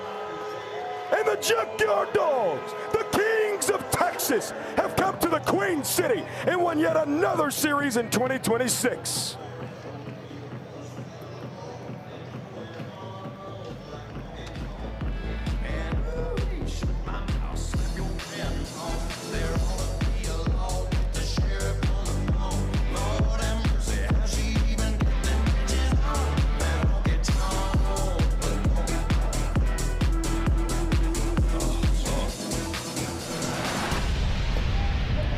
Wow. A night ago, the Texas Tailgaters won it by 2 points. Tonight, about as decisive as a banana ball game you'll see. 6-2 final. Tailgaters putting up 18 runs here tonight. 4 3 spots, a 5 spot, and 1 more in the top of the ninth, including winning the equalizer point tonight, as they now continue 12 straight games in which they've had double-digit trick plays. What an incredible offensive onslaught, what an incredible defensive output. But there was one man that's still above the rest, breaking the RBI single-game record, hitting 2 home runs, and he's going to put himself in single-season home run history here very, very soon. A man from the Carolinas, returning back to his neck of the woods. Rex Castillo, talk to my good friend, the Unction, Kyle Martin. There was no doubt with the performance you had tonight, Kyle Martin. Your rookie season has been something to be crowned as you are right now. 2 long bombs, 8 RBIs. What has it been like to be in this rookie season in Banana Bowl? It's been absolutely amazing. So much fun. The crowd's been amazing. Our team has been absolutely wonderful, man. It's so much fun. I mean, I think we were down 10-1 tonight in trick plays and still came back and pulled it out. It's just, you never know what's going to happen with the Tailgaters. That was my next question. Down 10-1. A lot of people have been like, you know what? We just got to do it another way. What does it say about this group of junkyard dogs that keeps on fighting? Hey, we just keep grinding. Resiliency is our big thing. We keep pushing. I mean, Sunshine and Hussein lead the pack in that, but you know it, junkyard dogs, man. Hey, this might be pretty appropriate. 10-year-old Declan from Banana Ball Backstage wants to know, what's your favorite stadium you played in so far? Oh, this one's beautiful. I mean, you got Gotham in the background right now. It's absolutely incredible. Hey, a big reason why confetti is falling is number 27. Guys, back to you. And the Batmobile was powered by the unction. Kyle Martin with a couple of home runs tonight, 8 RBI. Wow. If there was ever a game that I wanted to show my children 25 years from now and what was the best version of tailgater ball, it would be tonight. 18 runs on 16 hits, as well as 16 trick plays and a 6-2 final score as Kyle Martin, arguably the best hitter in the league, does it yet again, continuing what may just be an MVP caliber rookie campaign, Zach State. It has been a treat to watch Kyle Martin come into Banana Ball and absolutely show that he belongs in this sport and then some. You look at this scoreline. You look 30 hits combined, 29 trick plays combined, 18 runs just for the Texas Tailgaters, 8 for the Firefighters. It's as good a Banana Ball game as you'll find here this year. The problem for the Firefighters, as we welcome you back up here inside the Dispatch Center at Truist Field in Charlotte, North Carolina, problem is you can't allow multiple innings of 3 runs, and the Texas Tailgaters put up 17 runs before we even got to the 8th inning. I think the Firefighters hit pretty darn well offensively. It just shows you the juggernaut. And tonight, that Texas Tailgater defensive effort, that shows you that's a championship level effort. Yeah, I think we looked last night. Gritty teams win those type of games. Championship teams win games that they're not supposed to win, like last night. I mean, no disrespect to the Firefighters when I say this, but championship teams also have to flex their muscle every so often, and they did so tonight. It was an old-fashioned butt whooping. I mean, the Texas Tailgaters took it to them, able to overcome a 10-1 deficit in the trick play category, able to, again, we just seen it there, 18 hits. I mean, it was just an incredible night all around for the Texas Tailgaters. But in saying that, flexing your muscle, a butt whooping, I just said, the Firefighters didn't play bad. I mean, the Texas Tailgaters are just that much better than the rest of Banana Ball right now, and they did it yet again. In the sport of baseball and in our lovely sport of Banana Ball, this will also translate. You often have to wonder yourself, when will the hot streak end? Well, right now, we are quite literally living the dream and riding the hot streak, and we hope it doesn't end anytime soon here at the tailgate. The Texas Tailgaters now 17-11 on the year, and depending on what happens in Savannah tonight, they could be the #1 seed entering Saturday evening's games in Banana Ball. It is one of the best 28-game stretches we have seen from any team in the history of Banana Ball. For the Firefighters, you try and salvage the series like you did in Corpus Christi tomorrow here in Charlotte, North Carolina. For the Texas Tailgaters, potentially the first ever 3-game sweep of the Firefighters. As we take a peek at what's to come tomorrow here in Banana Land. We just told you about it, 7 o'clock, right back here, same time, same Firefighter YouTube channel. Clowns and Bananas back on the Savannah Bananas YouTube page tomorrow night as well. And for the first time, a Major League ballpark will be played in with a Banana Ball game that does not feature bananas. Party Animals and the Loco Beach Coconuts from American Family Field up in Milwaukee, Wisconsin. That'll start at 8 o'clock Eastern Time, 7 o'clock Central Time. You can see that on the Party Animals YouTube page as well. Hope you have 3 screens ready for you and available to you, because tomorrow in Banana Land is going to be an absolute treat. It has been a tremendous pleasure to have you back here with us in Charlotte, North Carolina at Truist Field. We're 2 games where, quite frankly, you could say you saw something you probably haven't in quite some time if you're a fan of either of these 2 teams. We say so long to you. He's Brett Loftus, tremendous voice of the Texas Tailgaters. Our broadcast tonight led by the great Mohawk Mike, directed by the wonderful Chris Haynes, and our great team back in Savannah, Georgia. Rex Castillo on the sidelines giving us great stuff. And the guy calling the shots on the field, the Sheriff, Garrett DeClue. We will see you tomorrow back here, 7 o'clock at Truist Field in Charlotte, North Carolina. We hope to see you safely, healthy. Until then, Brett Loftus, we will hug somebody you love, tell somebody else you love them, and get her up.